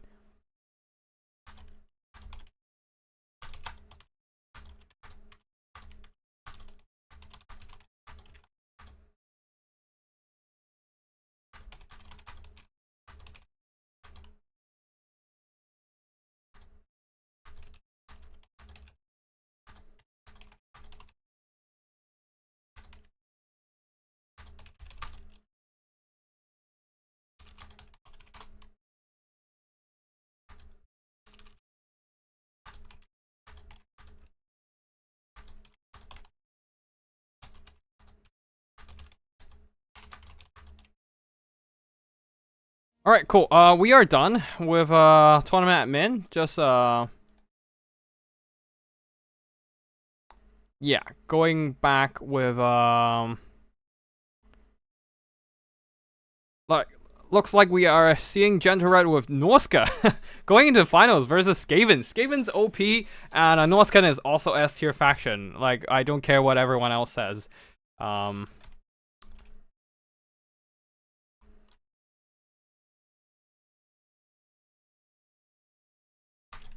Got a spec slot for me. Alright, let's see if we can get a spectator slot. But yeah, it looks like we are seeing two very, very strong meta factions. I'm just joking, but yeah. Norska and Skavens are in the finals today. Which means they will be banned next week. So yeah, no more Skaven or Norska next week. Oh, actually, hold on. Okay, I don't know if I'm actually hosting a tournament next week, because Human Boy is actually hosting his themed Doomstack tournament at the pretty much roughly the same time, and I don't want to clash with him too much there. Plus, I might actually call off the tournament next week to deal with the DLC early access content. So we might be skipping the Wednesday Faction Wars next week, partly because we already seems like the community already has someone hosting events, and partly because I might needed some additional time to set things up yeah, for the DLC. So we shall see there. I'm also gonna do a little bit of a I guess community survey. Oh wait, hold on. What? Hold on. Invalid game code?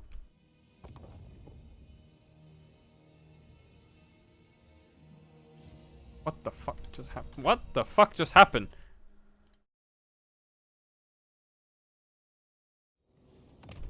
Yeah, there we go.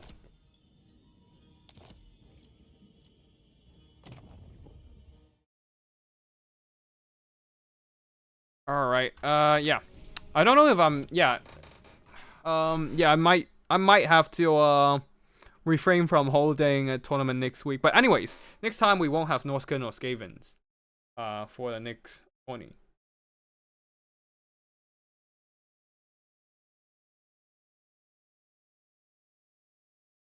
Wait, what?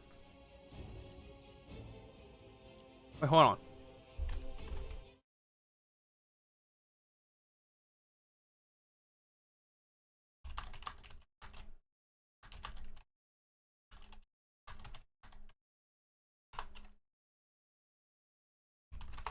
Okay, I don't think they set up a spectator slot, so I'm kind of still waiting.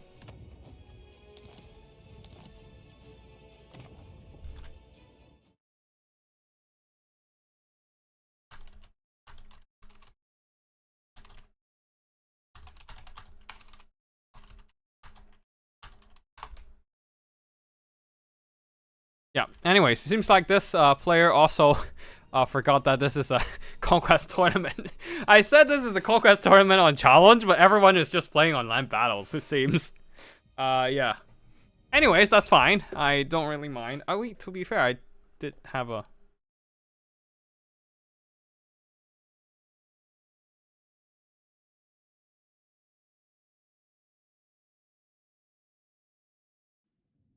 Yeah, we're still in land battles, but I don't really mind if it's, personally don't mind if it's land battle or conquest. Conquest is just nicer, easier for tournaments because we don't have to care about attacking rules and shit, or white lines or anything, because, yeah.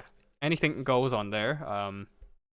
Easier to host with less like rule disputes or anything. But hey, I mean, we have been fine hosting land battle tournaments for years, so I don't think it's a problem for now.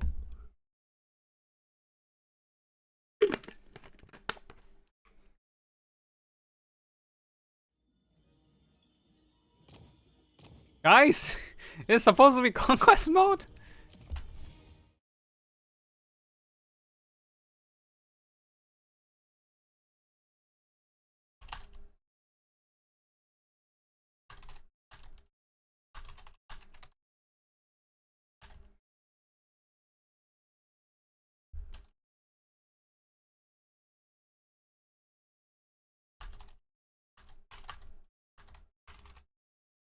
I was hoping to. I was just gonna message the Ash here, asking him to switch the game mode to Conquest, because it seems that I think most of our games so far are on land battles. I was hoping to host a Conquest tourney, but seems like everyone was playing on land battles.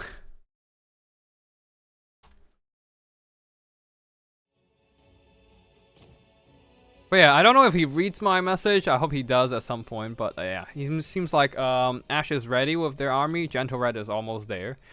Looks like we'll have the first battle. Oh wait, we're on Conquest now. We're on Conquest now. Okay, cool. Cool. We are on Conquest mode.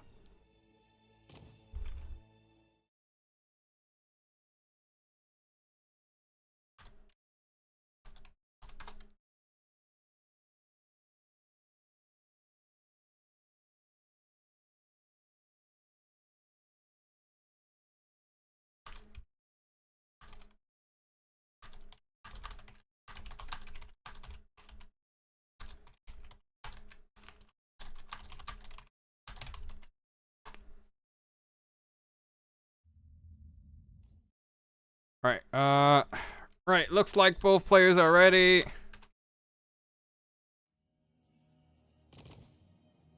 I think both players are on 0 funds left over, so this is a perfect army versus perfect army. So one thing to remind everyone is that players can't use the same lord in the next in the rest of the battle in the best of 3, so they can't, like, over here on this side, Gentle Rat using Wolfric, so he can't use Wolfric in the next battles. While on the other side, Skaven's here, using Gracier, so no more Gracier in the next battles either.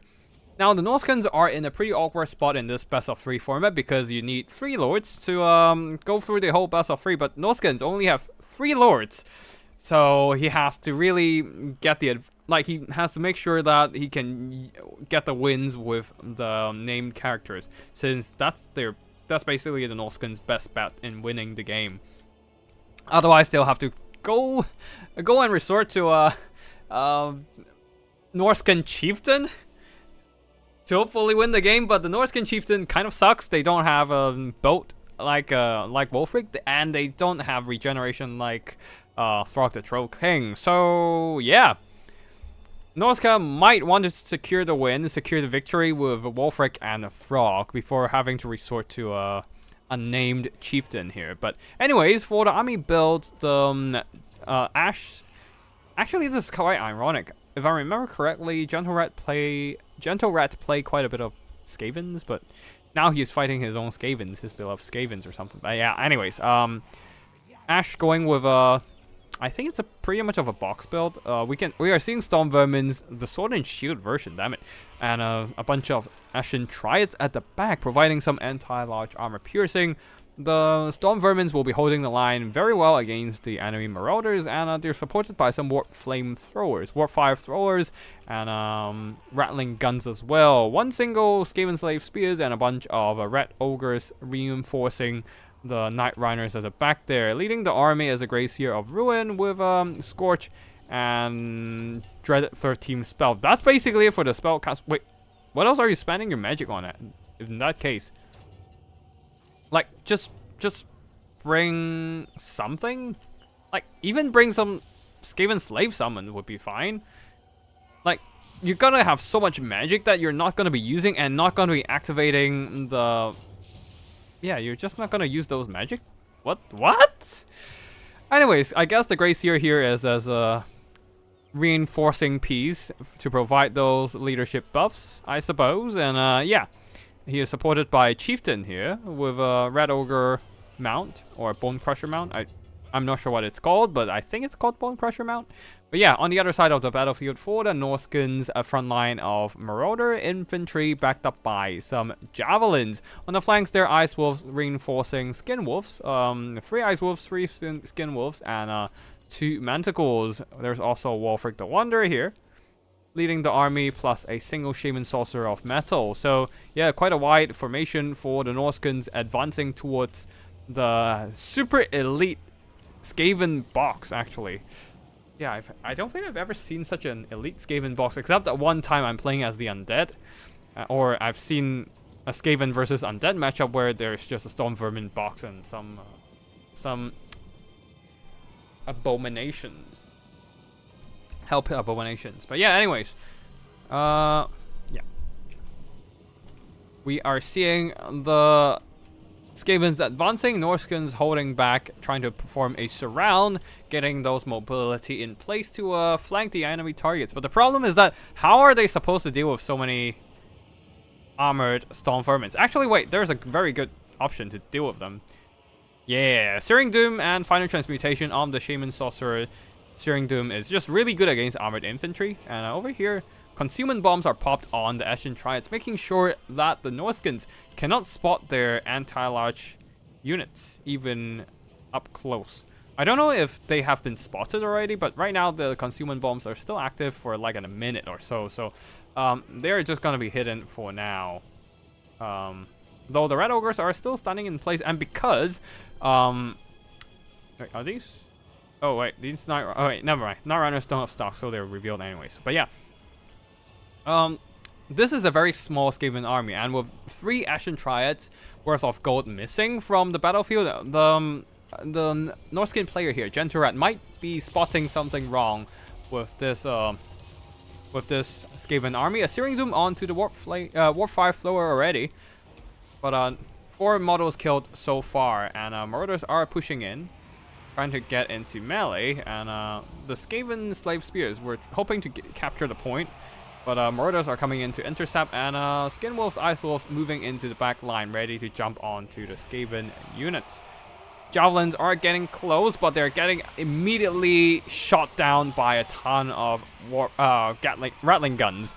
Those Rattling guns actually did some really good damage against the Marauder Hunters. I guess the accuracy is less of an issue against all these infantry on the field. But yeah, the Javelins are starting to whittle down those Warp 5 Flowers, and the Marauders are moving in as well. They don't really do much damage against the Storm Vermins, but the main thing is to just pin them down, preventing them from reinforcing the backline here. Skin Wolves, Ice Wolves charging into those Ashen Triads. A little bit of a pickle for those Skin Wolves here, getting hacked down by the anti-large, but there's just so much Norskin units in the fight. And the Ashen Triads are quite squishy without much armor, so they take a bunch of shock damage from the Skin Wolves and Ice Wolves charging in, and then the Feral Manticore comes in with the Terror, basically removing those 2 units from the equation. Over here, the Ashen Triads are holding a much better against only Marauders and Feral Manticores, though the Searing Doom are starting to do some damage against them. Skin Wolves, Ice Wolves piling onto the Night Runners. The Storm Vermins here being dropped in as a dreaded 13 summon, but I don't think it did much damage against enemy units, so that was quite unfortunate. Storm Vermins in the front line beating up those enemy Marauders just fine, and some of them are even going back to reinforce the backline here and trying to help out that those Ashen Triads and whatnot. But yeah, looking so far, it seems like the Norskins are on top of the balance of power, getting a little bit ahead here and also disrupting a lot of those Skaven units. But the Storm Vermins are still holding and fighting.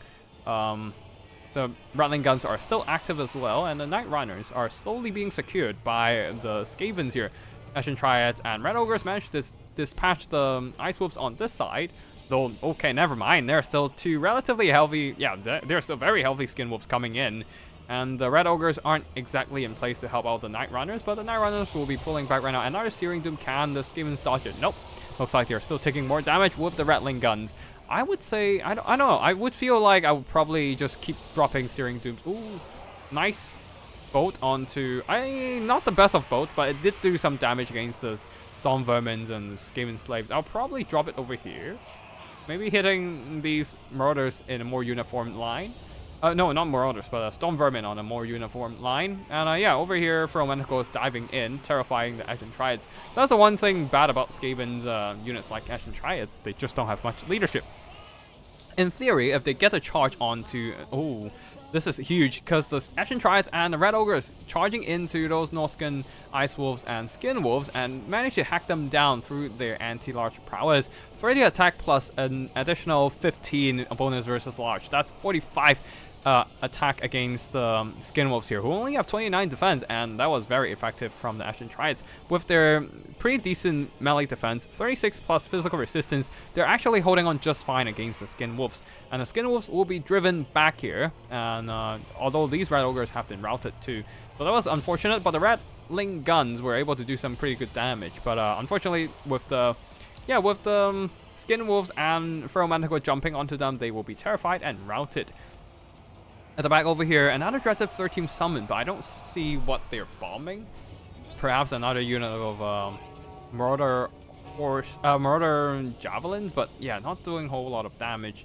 Unholy Clamor adding leadership and Vigor Refresh, now using a Scorch ability, trying to whittle down some of these remaining Javelins. Doing some nice damage, especially onto this routing one. Shattering it even, but the Storm Vermins are just being kited down by the Marauder Hunters with Javies. Over here, the Ashen Triads are slowly running out of health. Again, they are just not a tanky unit. They don't have much armor. So, yeah, they take a lot of damage from like shock impact, charge impacts, and enemy infantry just rushing into them. Especially these are Norscan Marauders who have pretty solid melee attack, 38. So, yeah, actually overcoming that 28 defense of these tattered Ashen Triads who lost their strength in numbers ability. Scurry Away is still helping them keep routing from the battlefield, I guess. But yeah, Wolfric though, while we were just not paying attention to him much, he has managed to beat down the Chieftain with minimal damage taken.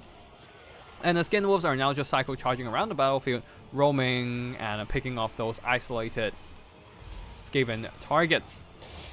Another bolt. This one is a very nice cast, hitting both Storm Vermins at the same time. And at the same time, Gracier of Ruin being hit by a Hunter of Champions. Wolfric trying to go after him, but seems like the Chieftain has something to say about it. Nope, he's not going to say anything soon because of the Final Transmutation coming in. Is it an upgraded version? Just a regular version, but that still stripped away quite a bit of the remaining HP of the Chieftain. Somehow he didn't manage to get hit by the area of effect because he was just barely out of range of the spell. But yeah, still took enough damage to get routed, and he might just be seen off by these Skin Wolves and Ice Wolves. And with the cycle charging of the Skin Wolves and the Ice Wolves, the Storm Vermins have taken enough damage to be routed. So that was basically, I think that is going to be GG for the Skavens here. They still have a bunch of infantry left, but they just don't have much answer to Wolfric and the Double Manticore Terror. And yeah, that will be army losses as the Skaven takes the first loss here. Norscan will be taking the first win against the Skaven. But that's the first battle in this best of 3. It looks like the Skavens will have to come up with different tactics here. Though I would say, let me just drop the blocker. I would say the Norscan do have a little bit of advantage over Skaven simply because Skaven struggles to deal with Skin Wolves and monstrous infantry in general. So the Skin Wolves are able to get really good trades into the Red Ogres. And the Ashen Triads, the best hope for the Skavens to deal with enemy monsters, just took a ton of shock damage whenever they get charged by Skin Wolves and Ice Wolves. So that was quite unfortunate there. Storm Vermins held the line, but probably they need Storm Vermins with Halberds, not Storm Vermins with Sword and Shield, to counteract the enemy Skin Wolves and stuff. Night Runners and weapons teams also got disrupted hard by the enemy mobility, so not much value from those guys as well. And yeah, the Skavens just not having a good time against this Norscan build here. Though there won't be any more boats in the next battle, so maybe their front lines will hold a little longer. And yeah, on the other side for the Norscans, the Javelins don't really have any good targets. I guess they can shoot at the Red Ogres and stuff, but the main thing about this Norscan build is that the Skin Wolves just keeps cycle charging enemy backline and then finding gaps in the formation, sending those mobility in, and shut down the weapons teams, and then recharge enemy infantry and whatnot. Just keep harassing the enemy skirmishers, and eventually they did enough damage to just grind down the key targets of the Skaven army. Yeah. Skin Wolf's getting some pretty solid value overall. Just trading well into the Red Ogres. 2 points for bringing Warfly Flora though, for sure. I don't usually see that a lot.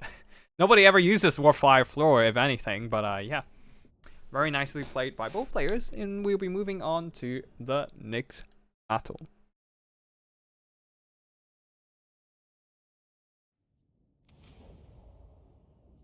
Right, Skavens will have to use a different lord. They can't use a Gracier anymore. And I do think that only bringing 2 Dreaded 13 spells was a big mistake on the Skavens' end. Because they don't have any other spells to use to, like, even if they just bring some Vermintide, like the basic Skaven Slave Summon, that would be really good, just to slow down the enemy infantry push, or the mobility, just bogging them down a little longer as well. But yeah. Against the Norskins, just 2 Dreaded 13 is not gonna be. It's not gonna cut it. Not gonna cut it. Right, give me a second. Let me just grab a coat. I'm getting a little bit chilly right now. It's getting late at night. Hold on a second. All right. Skavens. Let's see what Skavens will be pulling next. And what will Gentle Rat do in the next battle? Maybe he'll be pulling up Throg the Unclean? Or will he just go ahead and just YOLO his way through it with a Marauder Chieftain on a War Mammoth? Actually, War Mammoth Chieftain might be quite fun in this matchup. But we shall see. And yeah, the Skavens. That's going to be something. This is going to be a rough second match for them. They're 1 point down. The Skavens need to win this to stay in the fight.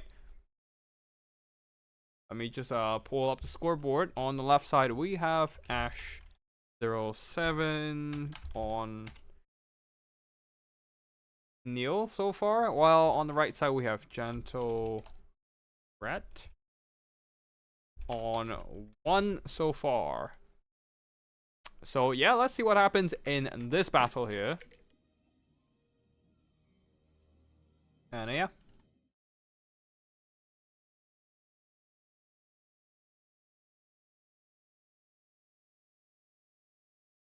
Oh, wait, hold on, I can do this. Why did I not do this earlier?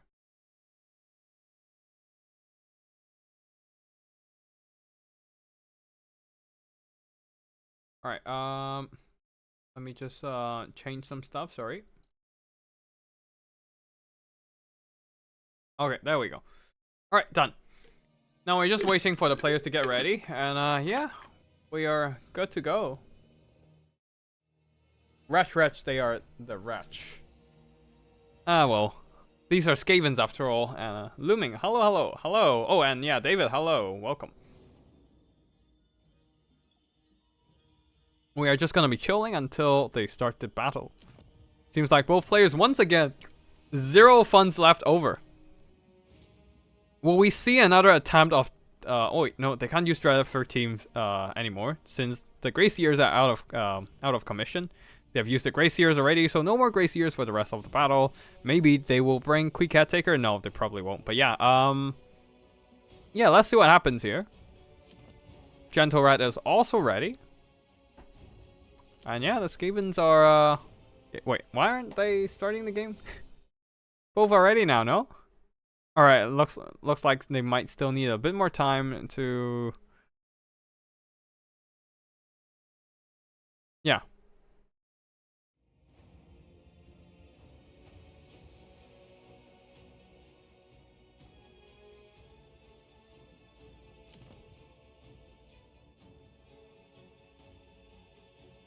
We're gonna be waiting a bit.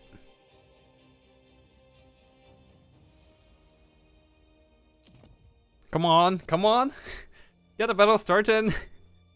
Well. Anyways, we can chill a bit here. But yeah. Should we talk more about DLC? I think, like, as an Ogre player, I'm really looking forward to the DLC simply because I really want ogres to have like blood vultures. One of the most dire matchups for the ogre kingdoms is Vampire Coast, simply because there's no way for us to fight it back against gunbats. But if we have blood vultures, things are a lot more different. We can actually screen the gunbats properly now and have a chance, stand a little bit of chance against the against the Vampire Coast. But yeah, otherwise I think there's also more ways to disrupt enemy artillery boxes, which is great for the ogre kingdoms, and that will be huge. But yeah, piggyback riders are just going to be a fun unit for sure. But I do wonder if it's going to be like a faster than normal Nobbler unit, or is it going to be a Nobbler infantry unit with a taller Nobblers? It'll be nice to have more than one viable legendary lord. Bruh, ogre kingdoms don't even have a single viable legendary lord. I mean, Greases can be fine sometimes, but everyone just used the Slaughtermaster anyways, because Greases he's only fine in blood fights. He can't, he doesn't have speed. So anything faster than him can just run out of the fights, unless we're in a blood fight where everything was forced to fight everything all at once, so, you know. But yeah, anyways, for the army builds here, Skaven's once again going for an elite army build. 3 Storm Vermins with Halberds this time. Council got 4 Storm Vermin with Halberds? Okay, 3 Storm Vermins with Halberds. 4? Wait, hold on. 4 Storm Vermins with Halberds. Can you bring 4 Storm Vermins with Halberds? Huh. Climb Vulcan Tail Slashers and the front line of Skaven Slaves. Let me just quickly open up the fruit rules. I'm pretty sure you can only bring 3 Storm Vermins. Wait, no, you can bring 4 Storm Vermins. I did not realize that. Never mind. My bad. I just mostly see people bring 3 Storm Vermin, so I just thought, hey, maybe it's limited to 3. My bad. Never mind. Morse Guitars Hellion and a double Brute Horror characters. Front Unclean himself, accompanied by a Packmaster. A very lethal combo with the Creature Killer and anything on the Skaven side here to just kill the enemy Skinwolves. Yeah, definitely this Skaven army is very much dedicated into an anti-large scenario here. And front line of Skaven Slaves, and yeah, that's basically it. Ooh, Kleinfolk Tail Slasher is actually a decent pick into Norska, maybe, just because they have fire damage.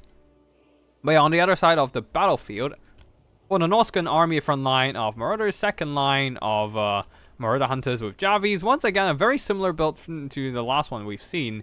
Skinwolves, and accompanied by Ice Wolves. I think, personally, I probably would just spam Familiar Warriors with dual weapons instead. Like, the Skavens can't shoot them because they have so much missile resistance, and they are great to just punch through Skaven infantry. But against Storm Vermins, this is a very different issue here. But yeah, anyways, that's basically for the main army builds. Leading the army is a Marauder Chieftain. He is, this is Genterite is going with a Matlat build.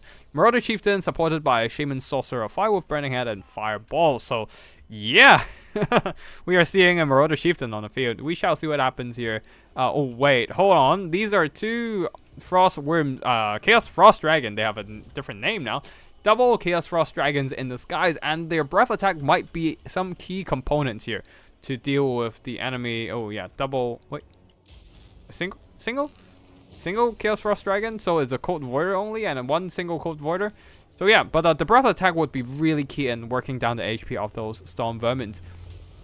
And we shall see what happens here. Battle begins.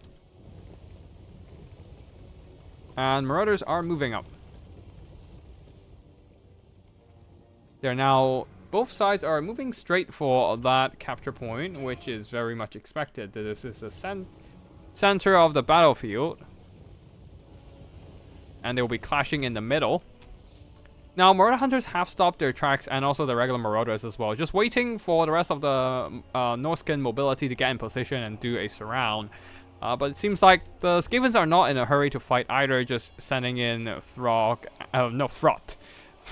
Thankfully, there's no Throg the Troll King. Otherwise, it would be a Throg and Throt, and that's just going to be an awkward scenario for me to pronounce their names. Throt Unclean plus the Packmaster just trying to bait out some javelin shots. Not that it's doing much to either side. There's still plenty of ammo on the javelins and still plenty of health and regenerating on Frog plus the Packmaster with the Brute Horrors. And yeah, Skaven Slaves and Storm Vermins are moving in. There's no missile units on the Norskins, on the Skaven side, so the Norskin javelins are not really concerned about getting shot back. Though the Cold Warder might want to get close and start blasting these Storm Vermin with their Cold Breath attacks. Especially some of these breakable Storm Vermins. The Marauders though don't really want to charge into the Storm Vermin. Yeah, they don't really want to fight the Storm Vermins, but they don't have any choice but to just hold them in place, buying more time for the Javis. And now they are actually getting some good connection onto Frota and Clean, lowering their health, but at the same time there's also a zap? Oh, it's the Warlock Engineer dropping those Warp Lightnings, doing some pretty good damage to the Marauders, quickly breaking through those Marauder front line here. While the Skin Wolves charging into the rear of the Skaven Slaves, doing some nice damage and quickly pulling out. The problem is that the Storm Vermins are as sturdy as ever, and in the front line, the Mosquitars Hellion is pushing in. Oh wait, no, that's probably the Warp... Is that a Warp Discharge? That killed the Marauders? Probably not actually. Yeah, oh wait, no, yeah, it's the Warp Discharge. Doing some really good damage here. Oh boy, the Marauders are getting hit hard. But Javelins! Look at them deleting that Mosquitars Hellion. He doesn't have much damage. I mean, doesn't have much armor, and all that anti-large bonus just shreds through their HP. He also have quite a noticeable hitbox too, so that's not great. Cold Warder first breath attack down the Council Guard, but it got blocked by the tree. Oh no! It didn't maximize the damage. It did some pretty good. It did put a dent on the Council Guard, but yeah, it's not the most amazing thing in the world. Skin Wolf's being hit by a Flensing Ruin alongside the Shaman Sorcerer of Fire, and the Shaman Sorcerer is just quickly pulling away. Javelins continue to shoot. There are some Doom Flayers pushing in as well, but the Javelins are mostly offline, being driven back by the all-in melee rush of the Skavens. There are some Norskin Ice Wolves and Skin Wolves still on the far side. Here comes a Burning Head onto a whole clump of Skaven troops. Skaven Slaves, and Skaven Slaves all getting hit by that one single Burning Head, taking some noticeable losses in terms of HP, while the Marauder Chieftain is struggling to get out of the surround of the Storm Vermins. Over here, Klein Vulcan Steel Slashers have been routed away by a swarm of Norskin dogs? Dog people and some actual big dogs on the ground. So yeah, Ice Wolves and Skin Wolves all driving back those rather flimsy Skaven frontline. The problem is the Storm Vermins, really. Oh wait, there are some Skaven Slaves on the field, and the Storm Vermins... No, these are all Skaven Slaves.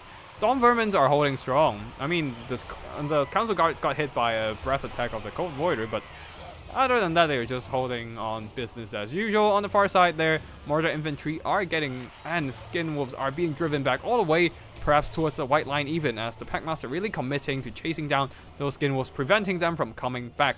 While the Ice Wolves here with the Skin Wolves are trying to surround and finish off this Mosquitars Hellion, and then continue to run back and avoid those combat. Now Javelins are trying to chuck some more shots onto the enemy Council Guard and Storm Vermin with Halberds. That's probably their best use right now, since the Mosquitars Hellion and the Brute Horrors are quite far away. They might as well just launch their shots, which has okay AP, not the best, but also not the worst either. 7 AP per shot into the halberds, just to work down their HP. On the far side, Skin Wolves are trying to avoid the enemy pursuit here, since they have finished the Mosquitars Hellion already, while the Murder Chieftain trying to bring these Ice Wolves back. But the problem is the Ice Wolves are still fleeing for the edge of the map. They are not. There's no sign for them to stop just yet. They might just get off the map just because the enemy... Oh no, they are gone. Despite having positive leadership, perhaps they're just too close to the enemy Doom Flayers to come back. And yeah, that was quite unfortunate for the Norskins. But yeah, they're still holding on, as the Storm Vermin with Halberds here actually taking a little bit too much shock damage from all the Javelins, whittling them down through sheer volume of firepower. Of course, they used up quite a bit of ammo so far, and there are still 3 Storm Vermins on the field. And not a lot of options for the Norskins to work them down. There's still 2 breath attacks, and they might be really, really key at this point to deal with those Storm Vermins. But yeah, Javelins is probably going to be the best bet for the Skavens to win the game. Now that they finally, half a minute ago, they captured the victory point. Nobody really remembers to capture the conquest point when we are trying to shift from land battles to conquest mode. But finally, somebody captured the conquest point. This would have been huge if the Skavens got those capture tickets earlier, because we are at the 5-minute mark, which means that's 300 tickets worth of, well, 300 tickets that could have been in the pocket of some players. Anyways, the Skavens are going to probably consolidate around the capture point, while the Norskins are once again going to perform a surround, and this time there's no... the Norskins aren't really in a hurry to rush in. Ooh, a Flensing Ruin onto the Cold Voider, but the Cold Voider still have plenty of HP, so it shouldn't be much of a it shouldn't be too much of a pressing issue here, while the Javelin Marauders are coming in just to maybe get some shots onto the Council Guard or enemy Storm Vermins. At the back there, Skin Wolves are being harassed, pressured by Throt the Unclean, but here comes the Skin Wolves trying to pin down Throt with the Frostbite, slowing him down, and more attacks are coming in. Ooh, the Flensing Ruin is covering a bunch of these Norskin troops, so Cold Voider is actually avoiding that. If he is in and puts in a couple more hits on Throt, Throt might actually be terrified away, but ooh, it seems like Throt Unclean is barely hanging on with all those Storm Vermins coming in to help and try and save their Leash Sword. Another breath attack onto these Storm Vermins, blasting their HP away, but once again the Cold Voider is just doesn't dare to join this fight just yet, as he was still being hit by that Flensing Ruin. Now the Marauder front line of the Norskins are trying to move in and start pinning down the enemy chaff, and while the Javelins keep whittling down the Council Guard, who is now down to their last quarter of HP. So here comes the reinforcement of more Storm Vermins and the double Brute Horror characters. Marauders once again into a retreat, while the Ice Wolves just pinning down the enemy infantry, buying more time for them to pull back. And yeah, it seems like the Norskins really need to utilize their advantage in terms of their mobility, trying to pick off any isolated pockets of enemy units while not taking too much damage in return. Maybe they can perform a rear charge onto these Storm Vermins, but the Javelins on the far side, though, is not letting these Skavens sit on the point without taking any damage in return. Storm Vermins have turned around and facing the right direction, bracing against possible enemy charges. Nope, looks like they're trying to move, and then the Ice Wolves, noticing that they have broken their brace, will be charging in to disrupt them, and the Cold Voider jumping into melee combat. With the Javelins providing fire support, there's a lot of leadership debuffs onto those Storm Vermins right now. They're still holding strong though. Their leadership is... Wait, no, these are Skin Wolves. Wait, where is the Storm Vermin? Hold on, are the Storm Vermins just straight up gone?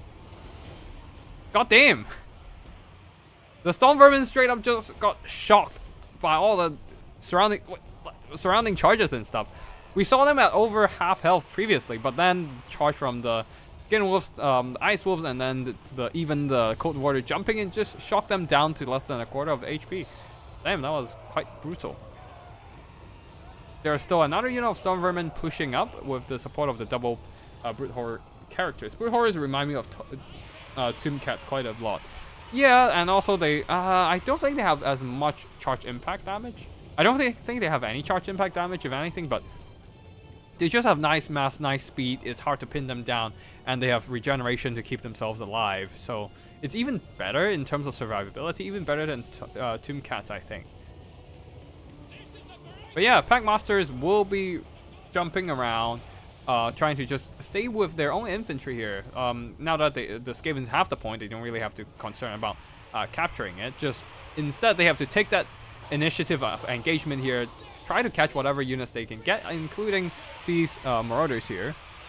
Wait, these are Marauder Javelins. Catching these Marauder Javelins, just trying to eliminate as much of that missile damage potential of the Javelins as possible. This is quite ironic when the Skavens are the ones melee rushing, and the Norskins are the one trying to kite. Brute Horrors have really bad weapon score and leadership even as mounts. Yeah, for sure. They are just really prone to routing, especially when the Lord is dead. So even Packmaster at over half health can be easily routed when their Lord is dead. But yeah, at this point, I think that might be over for... Wait. I wanted to say it might be over for Skavens, but The Storm Vermins are still holding on with the character support, especially this half-health Storm Vermin. And the double Brute Horrors are putting a dent on the HP bar of this Cold Voider. Skin Wolves are charging in, trying their best to break off enemy infantry units. But the Creature Killer... Oh, Creature Killer on this Skaven Slaves only? That might be bad. Oh wait, never mind. Storm Vermins does have Creature Killer, getting that additional plus 16 bonus versus large. 33 bonus versus large. That means they have 66 melee attack against Skin Wolves and whatnot. Plus that additional anti-large bonus, that bonus damage. They're shredding through the HP of these Ice Wolves, and yeah, that's some really solid damage. Another Flensing Ruin once again onto the Cold Warrior this time. Does the Warp Lock Engineer have any... No, he doesn't have his Warp Stone armor, so no Mortis Engine effect. But either way, that doesn't really matter, as he's just dropping more damage onto the Cold Voider, draining away his health. But the Cold Voider has done some pretty solid work so far. All 3 breath attacks have been used up. We saw the last one, but I didn't really comment on it. But the last one didn't do a lot of damage. That's unfortunate. Oh no! Front Unclean has been routed. Something... Now the Norskins can just simply stick a mobility unit onto Front Unclean here, and they will have a massive advantage in terms of their leadership, and even in balance of power, as the nearby units will start routing with the Storm Vermins actually terrified by the mere presence of the Cold Voider. But the Brute Horror and the Packmaster is doing some really good work against the Cold Voider. Might actually be able to rout off this massive Frost Dragon.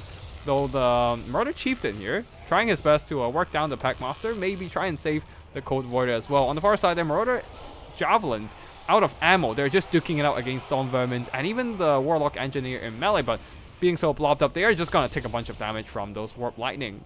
Yeah. But yeah, Cold Voider has been routed, while the Front Unclean is being escorted off the map by the Skin Wolves. This one is also very healthy, so even if there are some Skaven Slaves or something coming in trying to intercept them, they will be able to push through just fine. The problem is the Packmaster is still holding on strong with the Storm Vermin providing support. But yeah, one of the Storm Vermin is routed, and then the Council Guard also down to their last dozen of rats.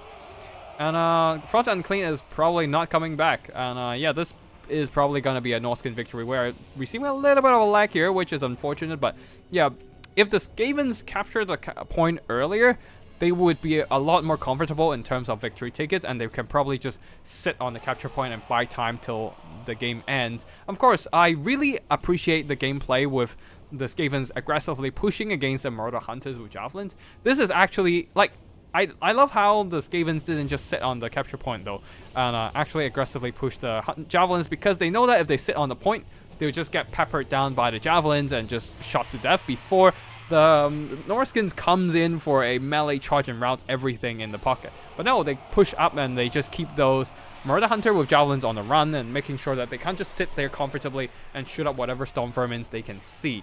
But still, even then, it is an uphill battle for the Skavens at this point.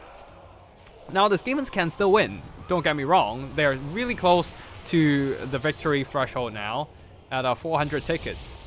And dropping in some nice Warp Lightning, blasting away these Murder Hunter with Javis. And Front is still on the far side. He is almost routed. He's on the verge of the map. Now he's gone. And this might be causing a massive leadership issue to all these remaining Skaven units, though it might not be the biggest concern. When you think about it, there's only an Unbreakable, Storm Vermin, and 2 characters here who still have some okay leadership. Not the best, but also not the worst either. Skin Wolves are coming in, trying to get us around and start working down these characters' HP. Like, the best bet for the Norskins right now is... Oh, wait. I was gonna say the best bet for the Norskins is to get a...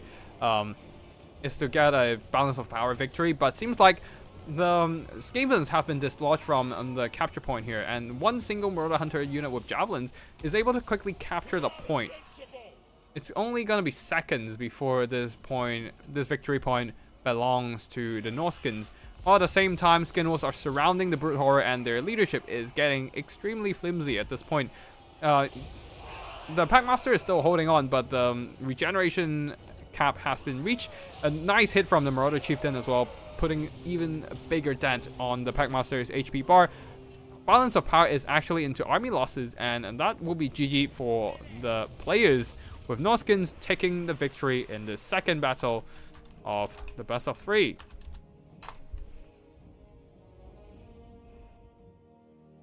Brute Horrors have really bad weapon scores and leadership, even as mounts for sure. But yeah, more think about the animations and mass than stats.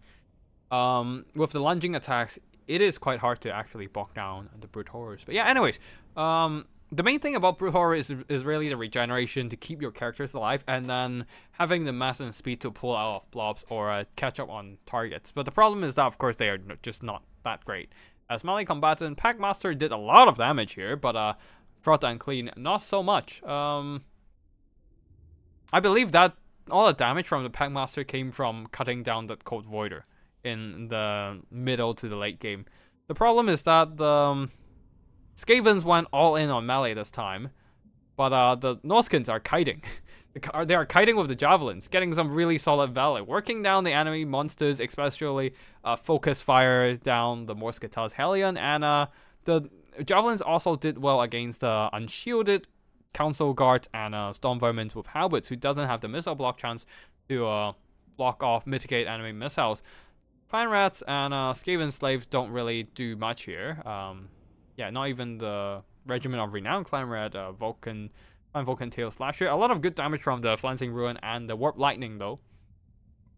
But yeah, just not quite enough to deal with the Norskin. Like, there's not a lot of options here against the Norskin missiles or the Norskin mobility. Like, the fact that most players don't go for sheer infantry only builds without missiles or anything is that it doesn't give you any agency on the battlefield. I guess the agency elements here are the Brute Horrors and the Doom Flayer, but the problem is that the rest of the Skavens are just sitting there waiting for the enemy to come to them, or trying to desperately catch up to the enemy. The problem is that the Norskins aren't just gonna sit there in the middle of a bunch of elite halberds. So the Skin Wolves, the Ice Wolves, are just constantly moving around, picking off parts of the weaker parts of the Skavens, or finding an isolated Storm Vermin and just recharge them. Especially with the Cold Voider providing some anti-armor damage and the breath attacks. Yeah, the fire damage isn't really important here because the important bits are the Storm Vermins holding the ground. But yeah, Burning Heads were still able to get some. Yeah, they were still able to get some good Burning Heads occasionally. But yeah, most of the game were carried by the Skin Wolves, cycle charging the Cold Voider, doing some good breath attacks, whittling down the Storm Vermins, allowing the Javelins to finish them off, and also the sheer amount of Norskin Marauders finishing them off, attritioning down those elite halberds in melee in the end. Very nice stuff from very impressive gameplay from the Gentle Rat here, and that's basically it for the live section of the stream, the live casting section of the stream. Congratulations to the Gentle Rat for the win in the tournament, and now our Ice Wolf large units. Yes, they are, and yeah. Give me a couple minutes to take a break with some water break, but then we'll be moving on to the replay section. I've only received 3 replays so far, so we might not have the most replays to cast. Let me just check if we have replays anywhere else. No, we don't. So yeah, I think we only have 3 replays today. Yeah, I don't think I've received. Yeah, 1, 2, 3, 4, 5, 6, and 1, 2, 3, 4, 5, 6. Yeah, we have 6 replays we haven't cast so far, but we also have we only have 3 replay files so far. Hopefully we will receive a couple more in the meantime, but yeah, otherwise we'll be just casting whatever we get. But yeah, anyways, I hope everyone enjoyed the tournament. But other than, oh wait, hold on, I think I have a fourth and 5th one. Or wait, no, Jobo sent. So I have a 4th one actually from Chain Soldier. Okay, cool. So we might still be missing out on 2 replays, but that will be fine. I'm sure everyone had quite a bit of fun playing or watching the tournament action. But anyways, let's just check. I don't think Sigil sent in their replay here. Let me just check. Yeah, I don't think Sigil sent in the replay or blocks, but yeah, it's fine. Let's see. 1, 2, 3, 4. Yep, that's fine. Alright, yeah. I am gonna take a water break. We'll be back in a couple minutes for the replay casting section. Just hold on for a bit and I'll be back.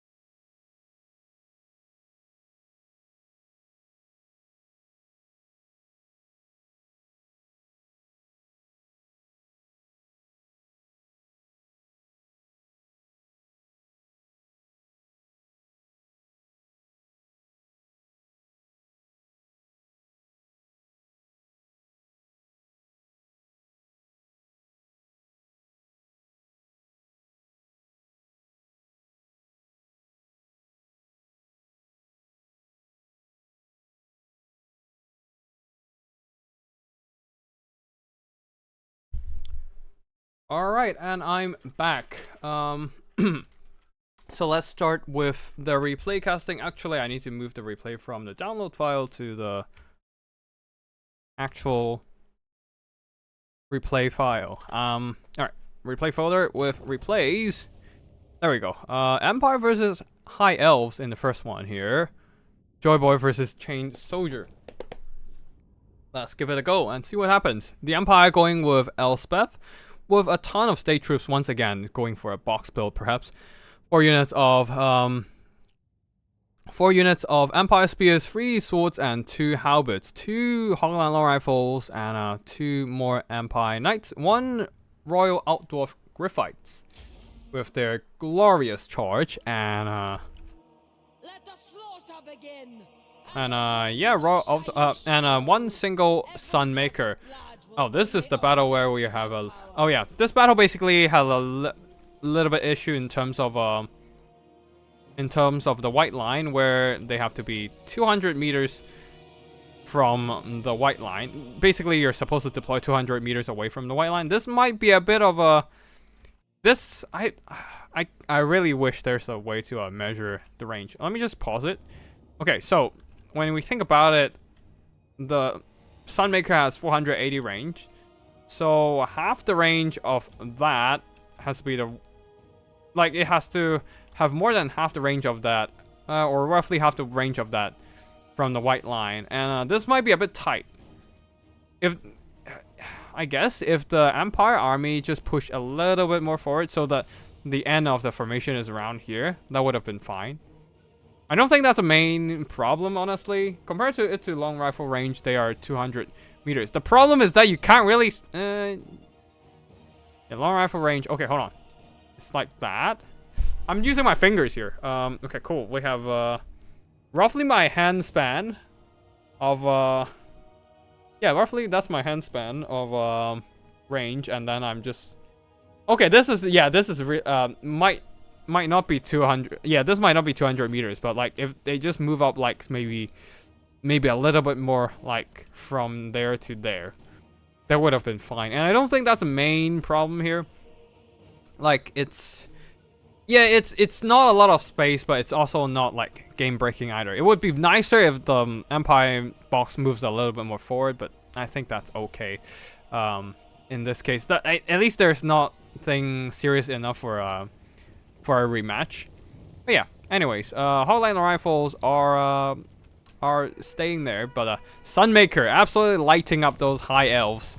Absolutely deleting those Loven Seaguard immediately. And yeah, I like the Sunmaker pick. I really like Sunmaker just because they delete enemy infantry so fast. They can even shoot at the enemy Eagle Club Bolters and just delete the enemy crew straight away. But either ways, for the rest of the for the spell casting choices of Elspeth, pretty much Spirit Leech and Fate of Bunan. That's it for the Empire Army build. As for the High Elves there, a ton of Loven Seaguard and Archers and 1 Eagle Club Bolter plus a few three Dragon Princes and one of them the Fireborn, leading the army tackless with a Net of Emmentalk, No Bound, Fiery Convocation, Regrowth, and a Flock of Doom sort of tackless. So yeah, that's it for army builds, and I think this High Elf build is kind of fucked the moment, and the Sunmaker is on the field, and Hardline Rifles just lighting them up from afar. Yeah. Look at the Sunmaker just deleting these Loven Seaguard. Missing a bit on the Archers, but I think they were just... Oh wait, they're aiming at the Archers, but because the Loven Seaguard deployed so closely to the Archers nearby, the Sunmaker simply deletes whatever in the vicinity, and yeah, did more damage to the unintended target than the actual intended target. But either ways, the shots are coming in, and these Archers are suffering big time. Now the Archers are in line, and this is, I think, a big mistake on Joyboy's part in the both battles we've seen him play, is that he deployed his boxes too tight. The swordsmen aren't screening far ahead enough to protect the Hawkland Rifles. Now the Archers are able to get close enough and just annihilate those Hawkland Rifles with their rather long range archer shots. These spears should have just pushed up as well, because they're not doing anything, sitting around. There's the Empire Knights and also the Aura out of Griffites to protect the back line here. And the then the spears can simply push up a couple units, or just push them to different sides and keep those Loven Seaguard and one occupied. Now the Sunmaker is down to 3 models, but the Eagle Club Forest is definitely not doing damage fast enough to kill off their damage output. Right, while over here, Raw out of Griffites trying to hack down those Dragon Princes, who is receiving a regrowth to keep themselves alive in combat. The other Dragon Princess on the far side has been deleted by Fate of Buna and chased off by Empire Knights, and the Empire Knights can probably come back and help out. Sunmaker continues to fire, doing some friendly fire to their own spears, but that is fine for the that is a willing price for the Empire to pay for victory. Fireborn charging into the Raw out of Griffites here, but the Empire Knights are pinning them down, bogging them in this melee fight, and Halberdiers are moving up as well, being hit by a Flock of Doom though, so they're taking some damage, including the Raw out of Griffites, almost out of health. But there are so many Halberdiers holding on, piling into this fight, and the Fireborn might just be dragged down and slaughtered if they don't get out of there fast. Tackless himself charging into these Sunmaker artillery models. Now they're down to 2 artillery units so far, but they're still firing, and the Archers are definitely taking a solid amount of damage. And yeah, Eagle Club Bolters are being disrupted by swordsmen as well, and the Archers are being pushed driven all the way back to the other side of the battlefield. Spears are holding down the Loven Seaguard, and yeah, Sunmaker they're not having the best of time, but not having the worst of time either, because Tackless is just lackluster as a melee combatant. You can see he can't even shut down the Sunmaker himself, and the Sunmaker lives and continues to fire. Halberdiers will be screening off the Dragon Princes, and the Elspeth being surrounded by a Fireborn here, who still have quite a bit of unit models left. 33 unit models despite down to their last quarter of HP. Tackless really needs to give them a little bit of a regrowth here, but it seems that they'll be receiving a Fate of Buna instead, and yeah, bye-bye Fireborn. No more elite cavalry for the High Elves. Well, they still have some tattered Dragon Princes, but yeah, that's about it. Sunmaker continues to delete enemy Archers, although they seems to be deleting more of their own Empire Knights. But once again, it's an acceptable loss to exchange for victory. And on top of that, there are some very healthy Empire Knights on the battlefield, just roaming around, picking off all these tattered Archers who have been obliterated by the Sunmaker from afar, who still have a couple models left, I think. Yeah. Sunmaker still have a couple models left, and these Hogland Long Rifles have returned, and now just poking down those High Elf infantry. Sunmaker now landing some shots on the Dragon Princes, but definitely targeting the Loven Sea Guard. Don't ever shoot the Dragon Princes with your Sunmaker, because they have physical resistance and fire resistance. 45% of mitigation of your damage, it's not worth it. And but yeah, Teclis is now down to his last bit of HP, being Spirit Leech. He is off to the wind. Same goes for the rest of the High Elf army, hitting the army losses. Victory belongs to the Empire with their Sunmaker artillery. It's been a while since I've ever seen Sunmaker on the battlefield, and I'm really glad they actually do some solid work. Now, of course, I do think that the Empire deployed a little too close to a white line, but I don't think that makes a large difference of the battle. Maybe the archers of the High Elves will be able to shoot maybe 10 seconds earlier, but I don't think that makes a whole lot of difference here, given how the Empire was able to get a very solid they have a lot of melee units. They have enough state troops to just keep pushing against the Loven Sea Guard and archers, keeping them occupied instead of able to shoot. And just that one presence of the Sunmaker is enough to counteract this kind of archer spam build, really. With the archers being deleted so quickly by the Sunmaker explosions. Sunmaker really good against these kind of densely packed formations. Even if you don't hit the intended target, as we've seen in the early game, you're probably gonna hit something nearby and do some ridiculous damage, if anything. So yeah, the Sunmaker getting some solid value, almost 300 kills.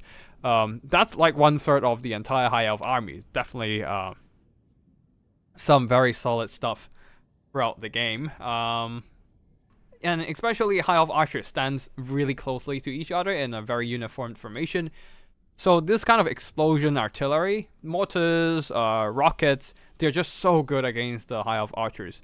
And the High Elf archers and Loven Sea Guard got pretty much massacred by the Sunmaker and the Hogland Long Rifles as well. The Hogland Rifles still not getting a lot of damage, since they did got pressured off by the archers' fire. As Joyboy didn't do the best job in screening the enemy archers.